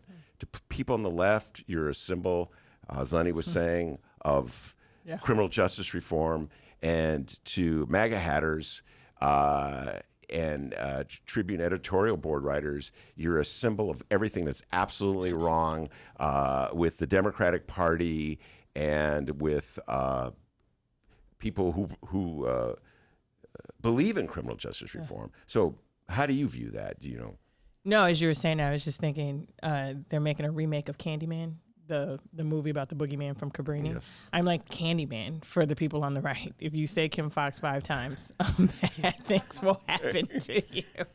That's how I feel right now. I came to this work not trying to be anything other than a prosecutor who was thoughtful about the work that we did and recognizing the power of the prosecutor and having seen that power be used in ways that were oppressive to many communities, much like the one I came from. And so I didn't come into this work thinking that somehow I would be emblematic of anything other than fair and just. And watching the last year or so and the, demonization or deification of me has been an interesting thing. I mean, I got 4 teenagers at home. They keep you straight up grounded. Like, we don't know what any of that is. Did you sign my permission slip? So I'm just trying to do good work. I find it confounding how sides have played out in the last year about who I am and what I represent. Well, let's talk about both. Yeah. The demonization and the deification. That's good. I hadn't even thought of the alliterative. Let's talk about the demonization part of it. Yeah.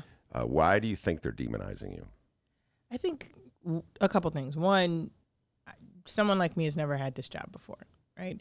And I'm unapologetic about that. What do you mean by someone like you? Someone like me, one, we've never had an African-American elected to this position. Cecil Partee was appointed, lost. And we've never had one elected, not a black woman, not one from public housing, and one who has said, like, listen, the system is broken. I didn't run for this office with this, I'm going to come in.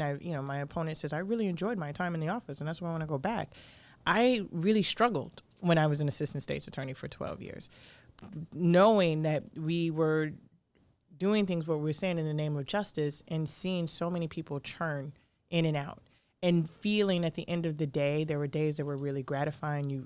You won a case and a victim's family felt some measure of justice, but there were many days where it really was not gratifying, that I felt as though I were part of a system that was designed to break communities like the one I came from.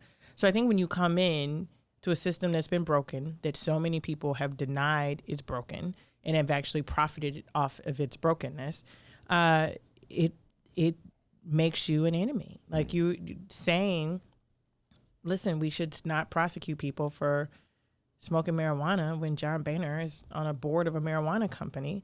How do you justify that? People got mad when I said we're not going to prosecute people for driving on suspended licenses because of tickets.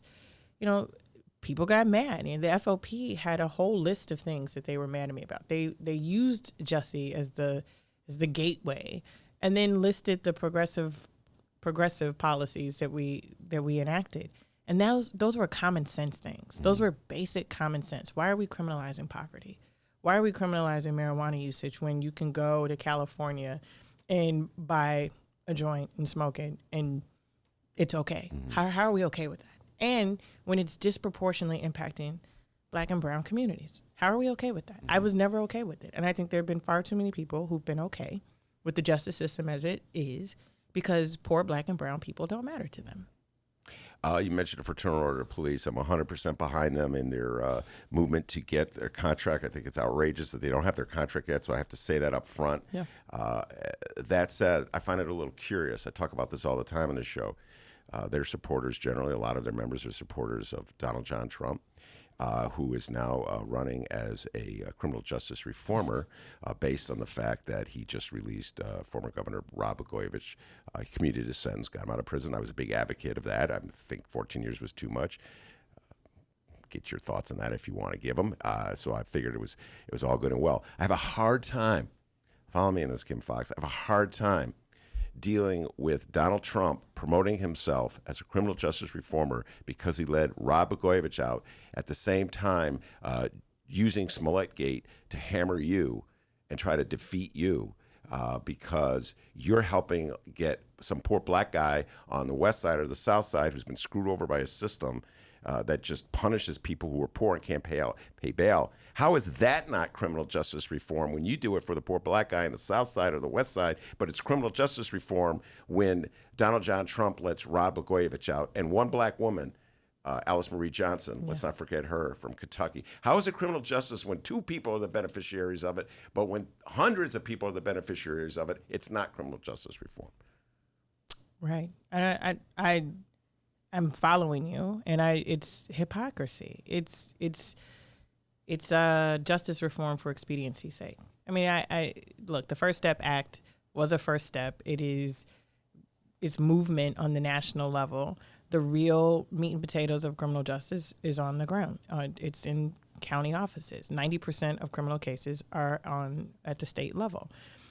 I think people will glom to that which makes them feel like they are doing something and have the cognitive dissonance and tune it out when it doesn't match up to the reality. I mean, I find a lot of hypocrisy in the criticisms that I get. Mm-hmm. Now, your response was very measured. You were very non-Ben. And this gets to the Del Marie Cobb point about you. Yeah. Del Marie Cobb, dear friend of mine, a dear friend of this show, comes on all the time. She's a supporter of you. You should know this. Yes, I do. She speaks well of you, but she says she's frustrated that you're not forceful enough in defending the principles that you ran on and that are getting you in trouble. This is the Del Marie Cobb theory, and I subscribe to it. Yeah. So here I just threw you a pitch that you could have hit out of the park. You could have ripped Donald John Trump. You could have shredded him to pieces, but you were measured in your response. Yeah. I mean, look, he is who he is. I mean, and I'll just be frank, because we've got 12 days. I'm looking at my people over there who are like, oh, here she comes. But we got 12 days, so I actually don't care. I don't have the luxury as a black woman to be as forceful. And I get that Del Marie is a black woman and wants me to do that. But I've seen the way that I'm depicted on TV. I've just seen the pictures that they use. I've seen the rhetoric. I've seen, Second City Cop Blog, who's dubbed me Crimesha. From the day I took the oath. There is an element of race and gender that is in the air that when I am forceful, when I am not as thoughtful and as articulate, it is, there she goes. Mm-hmm. And so I recognize as a first in this role that there haven't been people who look like me who have done this, that I don't get the benefit of not being measured. I just don't. And it is frustrating to me because people then feel that they can do or say. The reality is the FOP marched on my office with 4 different white nationalist groups. 4 white nationalist groups. The Sun-Times wrote about it. It took them a month to write about it, but nobody else did. And I have said and asked, and people ask me all the time, what is the relationship with you and the FOP? Why do you have such a hard time? And I was like, it's interesting that you would ask the woman whose job they marched on with white nationalist groups who felt comfort in their company. Why do I have a problem with them? As though somehow something's wrong with me. And so it's not that I'm not forceful. It is the trick bag that you're placed in when you are a woman, when you are a woman of color, in these roles where the dominant culture gets to tell you who you are and what this issue is. This issue with Smollett, because I'll just take it head on, we've got 12 days left, is, excuse my language, it's bullshit. Sorry. It's a podcast. It's a podcast. Hold me accountable. Absolutely. If we could have done a better job of explaining how this fits in the context of the work that we do. And in the process of doing it, we owed a greater level of transparency to the people of Cook County. Absolutely. We are a year out. It's been a year. And what I say, when I say that, it is not that it didn't matter, not that people had questions. We were dubbed the false confession capital of the United States here in Cook County. Death row was cleared because we had so many people who were wrongfully convicted sitting there. We have Sergeant Watts who have sent countless men to prison for crimes that they didn't commit. We have an abysmal homicide clearance rate. We have horrible violence. And that the narrative that somehow this case about a low-level offense with an actor who pulled a prank, I'm not saying it wasn't offensive. I'm not saying that it wasn't something that, garnered our attention. But a year later, when I'm sitting with parents who are mourning the loss of their children, that the Tribune editorial board would spend almost 35 minutes focused on this without talking about what this office has done or has the power to do. And I do have to sit there and nod, with all sincerity of, listen, I hear your question and I recognize that concern. When inside I'm saying, I know people in the neighborhoods thought that this case was stupid, probably were mad at me for the way I handle it, but have moved on. And the fact that those in power, the power to be able to talk about this, have chosen not to, I think speaks volumes. What do you think it says? I think it says that for convenience sake, we believe in criminal justice reform. But when the reality of it hits, we don't like it. It's not comfortable. Because if you look at the 770,000 records that will be able to be expunged as a result of marijuana legalization, or the 55,000 people who will get their licenses back because of the License to Drive Act, where we're not suspending people's licenses anymore, or the 100+ people whose wrongful convictions have been vacated during my time here. The work that I've done on just those 3 issues have the potential to impact over 800,000 Illinoisans. But we're talking about one dude. 800,000 to one. Yeah. What are we doing? Well, to me, it says that the powers that be really don't believe in criminal justice reform. They just as soon have the system go the way it is going. I got 2 things to say. One, have you seen David Chappelle's routine on Jussie Smollett? Juicy. Juicy. I guess you have seen it. Admit you laughed. I did. Okay. So how long before you realized that Juicy was making it up? Listen, Mr. Smollett is under a current indictment, so I'm not going to speak to the merits of his case. I'll tell you what, Kim Foxx may have been born at night, but she wasn't born last night. Thank you, Dennis. Yes. All right, we'll move on for Juicy Smollett, but I urge everybody to check out Dave Chappelle's routine on it. It is pretty funny, if I must say so myself. All right, let's talk about measuring criminal justice reform. You ran through a list of things that you've accomplished. And this, is, of course, is the part of the interview when nobody will listen to, because everybody wants to talk about Juicy Smollett, because it's celebrity. But let's move on to something very meaningful, and that is the way in which our criminal justice system has been used just to lock up thousands and thousands of black people. And I particularly was outraged the way reefer laws were used, marijuana laws were used, to lock up black people. I haven't heard the word reefer in so long. Oh, hey, welcome to the Ben Joravsky I don't know show. what just happened. Welcome to our show. Wow. I'm sorry.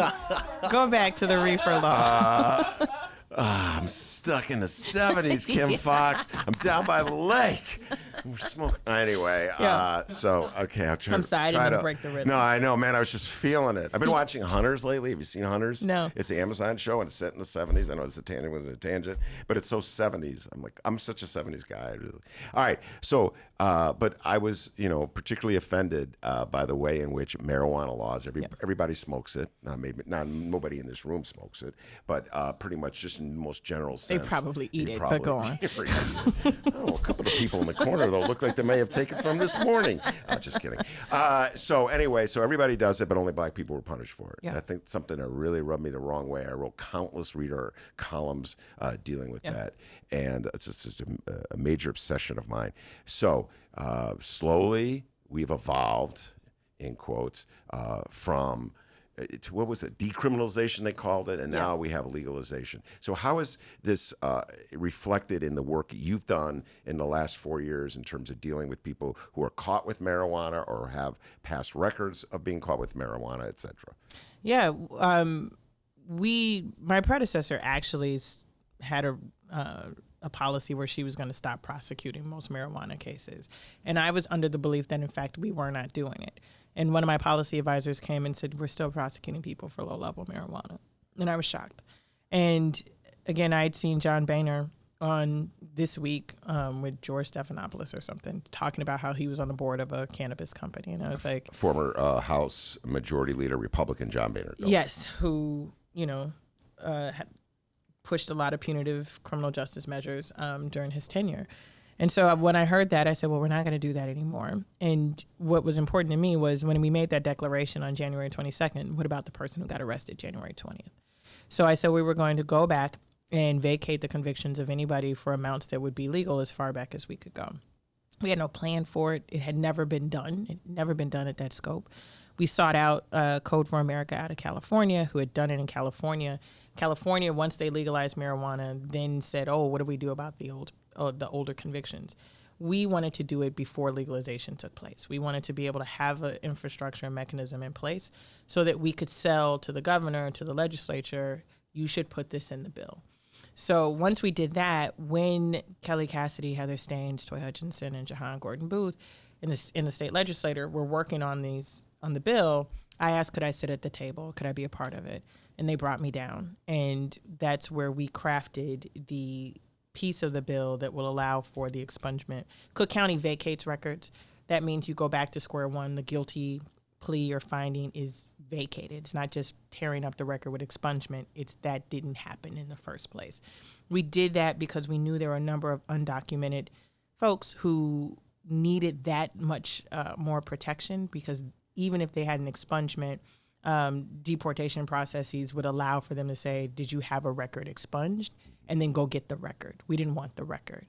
But from the statewide, Cook County has a carve out. We expunge or vacate records and expunge them. The rest of the state does expungement. And we wrote that in the bill. I convinced the state legislature to go along with us. I was the only state's attorney in the entire state, in the State's Attorneys Association, that sat in support of the legislation. The association, we got them to neutral, but no other prosecutor sat there and said that this is what we wanted to do. Why? I think people like to be able to have tabs on people. Expungement for folks it's the label, you're a criminal. I don't care that it's marijuana. I don't care what it is. I can't find out if I put your name in, if you're a criminal or not. It makes people uncomfortable. And the thing is, this isn't criminal activity. It was because we put it in the criminal code, but to hold the label that someone is a criminal because they smoked marijuana that is now legal, people love to be able to hold on to that, the scarlet letter. And so no one wanted to do that. We got the State's Attorneys Association to go neutral, and it was estimated that there are 770,000 records that are now eligible to be expunged throughout the state. How many? 770,000. So, okay, just one more time, explain to people the difference between expungement and vacate. Expunging means you have a record that we're now going to basically conceal from public view. It's like we're ripping up it so no one can see it, but you still were found guilty. We just took it off your record. Vacating is we cleaned the record and we cleared it. Never happened.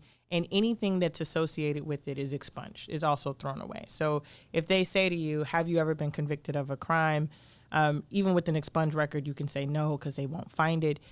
With a vacated record, if they looked for it, there's an order that has vacated the conviction. That conviction never existed. Wow. That's an interesting philosophical question.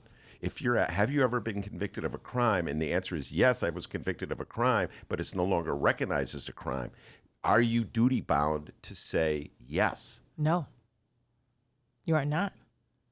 Not in Cook County because your conviction's been vacated. Even though the correct answer is yes, I was convicted of a crime. It's been vacated. The conviction, so the way it goes, I went into court. I had the first 100 people. The judge calls the name. So Ben, we're going to reopen Ben's old case. Okay. Not that you have one. Probably bad example. I got the state's attorney Benzo there. reefer case. We're going to reopen the reefer case. I mean, I was set up, okay? So we open it. It's been closed because it's from 1976, apparently. 75, but who's asking? We open it. We say Ben's guilty plea or finding is vacated. So that's gone. So that old record has now been modified because the case has been opened. That's gone. And then we're back to square one. And then I dismissed the case. So now that your guilty plea is gone, state, what are you doing? We're dismissing the case. And then we destroy all the records associated with it. So there is no conviction anymore. Oh, that's good. Because it's the war on drugs, I think you'll agree with me. And I think as you'll be free to say this. In the old days, only people like me, like real outsiders could say this, was just a colossal, cruel policy implemented for all the wrong reasons that just caused unbelievable devastation to communities and families. And it's an embarrassment to the country. So, but now you can say that and run for office. Well, we'll see how this re-election goes. Yeah. But you couldn't say that 10 years ago. You know. And you couldn't, and I want to be clear, it's not all the wrong reasons. It was rooted in race. It was racist. Yeah. It was. Well, that would be all the wrong reasons, but your point's well taken. But I think it wasn't a surprise to the people who were crafting it. There's the video footage where they're talking about how Nixon was saying, we'll attack drugs, but we know what we're talking about. We're talking about poor Black and brown communities, and it doesn't look like we're attacking communities. We're attacking this substance. Mm-hmm. And people went along with it for decades. And everybody knew the devastation that it was causing when you disrupt communities, when you take large swaths of people out. What happens to the children? What happens to the economy? What happens around it? And it was then not about the policies that were in place. It was about the people. Look at those people. It was judgments that we were making about people who used drugs and people who lived in those communities. And it was very paternalistic, where we're going to try to take care of them. And it wasn't until people started to realize, again, because to your point, everybody used marijuana at the same rates. Yeah. Everybody knew the policing strategies were different. But in the last 10 years, when people want to profit and people want to, get on boards, and there's a ton of money to be made, and this awakening that we have, for me, I'm grateful for the awakening, but you got to make it right to the people who suffered.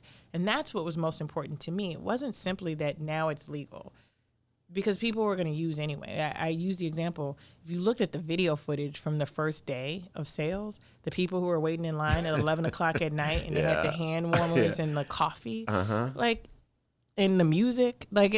I know people who've smoked marijuana. First time weed smokers aren't out in the cold at 11 o'clock waiting to go to a dispensary. Yeah. They got a guy, right? This is not what this is. But if you looked at the diversity of that line, it did not look like 26th Street. Everybody knew it. And so it wasn't just yay, now people are free to do that which we knew they were doing.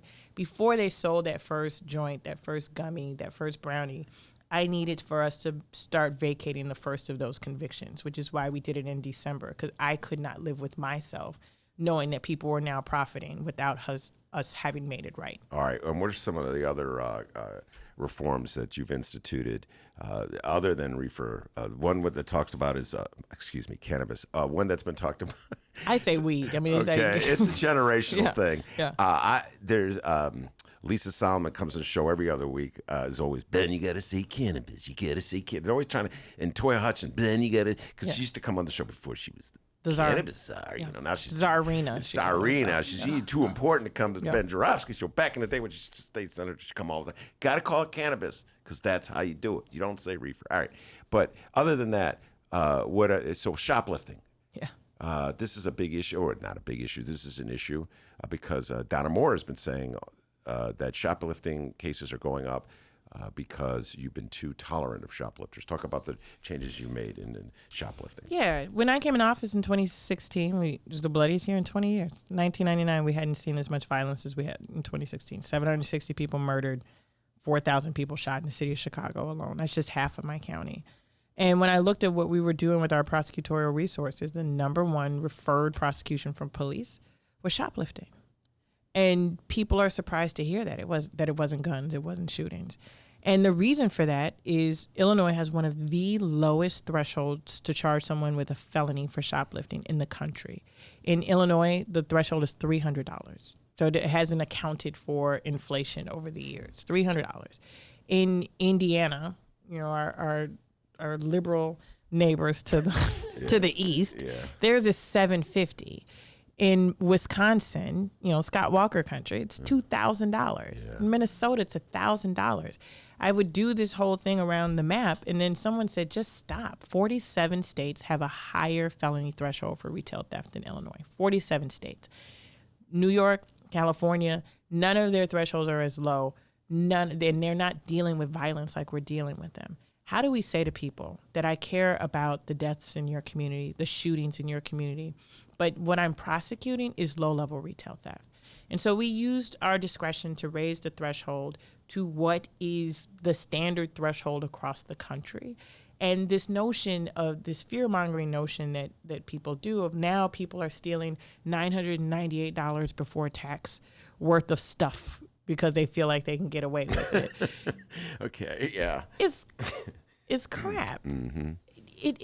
But what it did for us was when we did that, those cases are still prosecuted as misdemeanors because people also didn't realize, even if you sent someone to prison for a retail theft on a felony, they were going for 5 months, 6 months, and then back. How is that making us safer? How is that a good use of our resources? It just made no sense. And by the way, we still aren't addressing gun violence. So we did that in an effort to allocate those resources to our misdemeanor courtrooms so that we could put more people on gun crimes. And by doing that, we were able to take lawyers out of the courtroom who would ordinarily be doing those cases, put them in Lawndale and Inglewood to work with police and community in what we call our gun crime strategies unit that would allow them to build cases around who was targeting gun violence in those neighborhoods.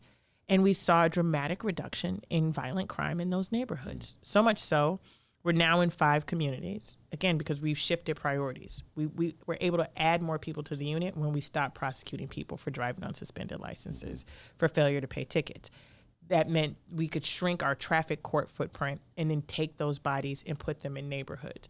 And so that's why we did it. There was not this lack of concern for shop owners. I've said all along, people don't want to shop in our city if they think they're going to get shot. We have this national reputation for violence. We want to keep our community safe so people want to come shop with you. And we can still hold people accountable. This notion of what accountability looks like doesn't have to be a long-term prison sentence. Most shop owners just don't want the person to come back. They just don't steal from me again. Yeah. They don't really want someone to go to prison for 10 years for stealing a bag. All right, you mentioned gun crimes. So let's talk about, this has been on my mind, the notion of should we have automatic high bonds for anybody who is convicted of a crime, or not convicted, but arrested for having a gun. What's your general attitude about people who are caught with guns in violation of laws, don't have a license, etc.?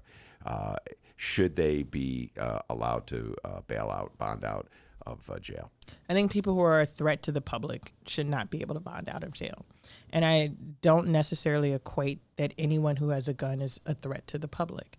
The reality is, and again, it goes back to where I grew up, there are some neighborhoods where people are genuinely fearful of walking without a gun. I use the example, Tyshawn Lee, 9-year-old, who was murdered, horrific case. Those kids who have to walk past where Tyshawn was murdered, sit next to his empty desk, know that there was one of their own who was killed. It is easier for those kids to get a gun than it is for them to get mental health treatment to deal with the trauma that they suffered. There's more accessibility of guns than the resources that people need to feel safe. And so I know that there are grandmothers telling young people, I know you got to cross these gang boundaries. Be safe, be careful. There's a luxury that some people have, having never come from a neighborhood like that know that people are making real choices about their safety, that they're not bad people, but the reality is that they're making choices about their safety. I don't like that it's guns. Because I think when you have a gun on you, the risk of you using it is higher. But that doesn't necessarily mean that you're someone out there driving violence. I think people who are out there hell-bent on causing harm should be held.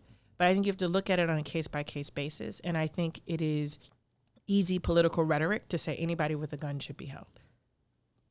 Oh, I'll go one step further. I mean, there's no easy answers to stuff, Kim. Right. I mean, I struggle with this like everybody else. But I already talked about the bizarre juxtaposition of Donald Trump's support of criminal justice reform for Rod Blagojevich, but not for thousands of black people on the West Side. Okay, that's an interesting little juxtaposition right there. Let's talk about the bedrock support for the second rights, the Second Amendment rights. Right. It's like everybody has a right to a gun, but then it's like round people up for having guns. Now, I personally, as you might imagine, am not obsessive Second Amendment supporter, but I don't have it like gun rights T-shirts and stuff like that.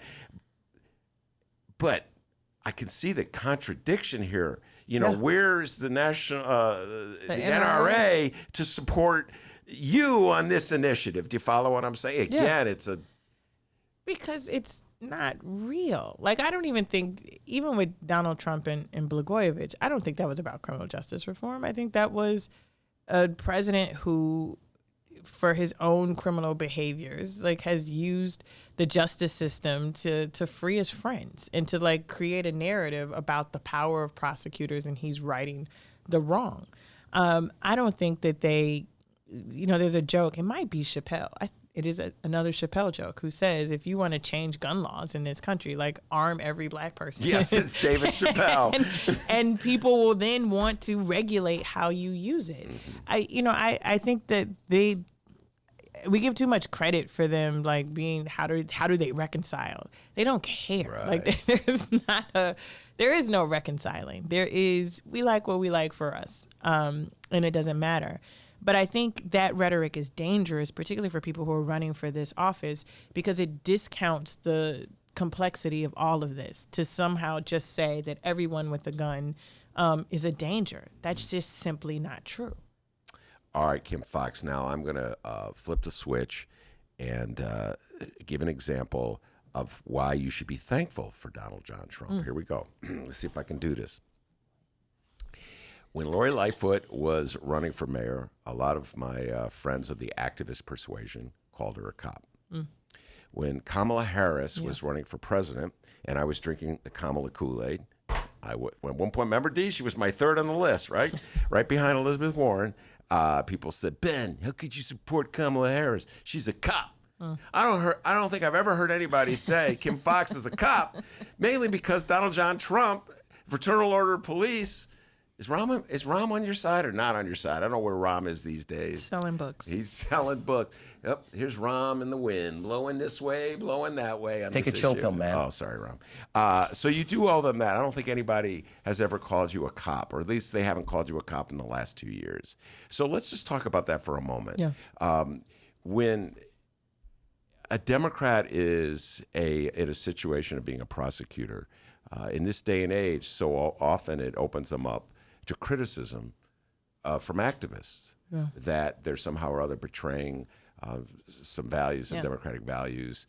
And it's a kind of a trick bag. Kamala Harris, it really hurt her campaign. Yeah. Talk about that. I think for me, it goes back to, I care about public safety and making sure that we're fair and just and equitable and people's constitutional rights are met. I grew up in Cabrini. I used to seek shelter in bathtubs when people were shooting. I don't want any child in any neighborhood to have to hide in place, shelter in place because of violence in their neighborhoods. And I don't think that you should have people fearful of doing those types of jobs. I think you do need police officers who come from these experiences and know what safety feels like and not be overly punitive, know the language of the people who live in the communities you serve.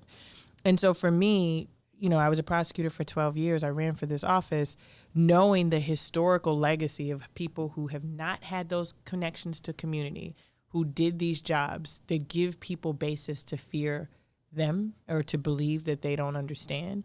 But I came with an understanding of I know that language, I know what this feels like, and I know when we have been abusive with our power, and I'm not going to do that. And so it wasn't hard to reconcile. I talk openly about having been a sexual abuse survivor. I don't think it is wrong for me or my mother to have wanted justice for me and someone to be able to walk me through that process and advocate for me. When we use the connotation cop, it is always negative, not in the sitting with the parents of survivors or people who've been hurt by gun violence. Like we provide a real service. Where we shouldn't be doing is locking people up for marijuana. We shouldn't have allowed for corrupt police officers to plant guns and drugs on people and do nothing about it, or let Burge torture people and get those convictions. Like that's where the negative comes from. But there's so much power of good that we could do that gets lost when we allow ourselves to step back when corruption or ill deeds happen on our watch and we do nothing about it. And so I think for me, it has always been in doing this job, trying to keep our community safe. The retail theft choice was so that I could go tackle gun violence. It wasn't some philosophical, I think people should steal more. It wasn't that. I believe people should be safe in their neighborhoods. And that's where it comes from. And I think you can do both. I think you could be a good prosecutor who wants to uphold public safety and care about criminal justice reform. By the way, that last little line, which was a total sarcasm, I know, I could see the Conway people just excerpting that out of this thing. Kim Foxx wants people to steal more. Yeah. Anyway, all right. Well, Kim Foxx, we've run out of time, and we want to. Dennis has got to get this thing downloaded and uploaded and all that good stuff so people can hear it. So I want to thank you very much for stopping by our humble little studio, and best of luck to you in the coming campaign. I'm just going to say it. I feel as though what has happened with Smollett Gate, as much as I love talking about Smollett Gate, as much as I appreciate Dave Chappelle's routine about Smollett Gate, I think it's completely a bogus thing. And I could go on and on about it, but enough. I say it all the time anyway. So thank you for being on the show. Lenny, thank you for making it happen. I also want to thank Ed Maher, my guest earlier in the day. Miles Kampf-Lassin, man. He's putting a good spin on Super Tuesday for Bernie people, right? A lot of my friends of the Bernie persuasion, myself included, were mourning on Super Tuesday. But it's a new day, Lenny. I'm looking forward, and I know you're crying about Elizabeth Warren. My guy Bernie took a blow to the chops from old boy Joe Biden, but, got to keep pushing the party to the left, right? Got to keep pushing them. Anyway, so I want to thank Miles Kampf-Lassin for stopping in. And, of course, the show wouldn't happen without the man, the myth, the legend, the pride of joy of Alton, Illinois, behind the board there. And as Kim Foxx knows, back home in Alton, they call him White Lightning. Give yourself a raise. Take it out of petty cash. See you tomorrow, everybody. Only on this show am I called that. And remember, you can download previous Ben Joravsky shows and Benny J bonus interviews at both Chicago Sun-Times and Chicago Reader websites and wherever else you download your favorite podcast. Downloaders, we live stream this program. It's true. Tuesdays through Fridays, 1 until 3 p.m. Central Time at both Chicago Sun-Times and Chicago Reader websites and the Chicago Sun-Times YouTube channel. Join us on YouTube and you can join the live stream chat. Join Brianna, Babs, Steven, and so many more. Join us. We do a live show. But download as well. We'll see you tomorrow.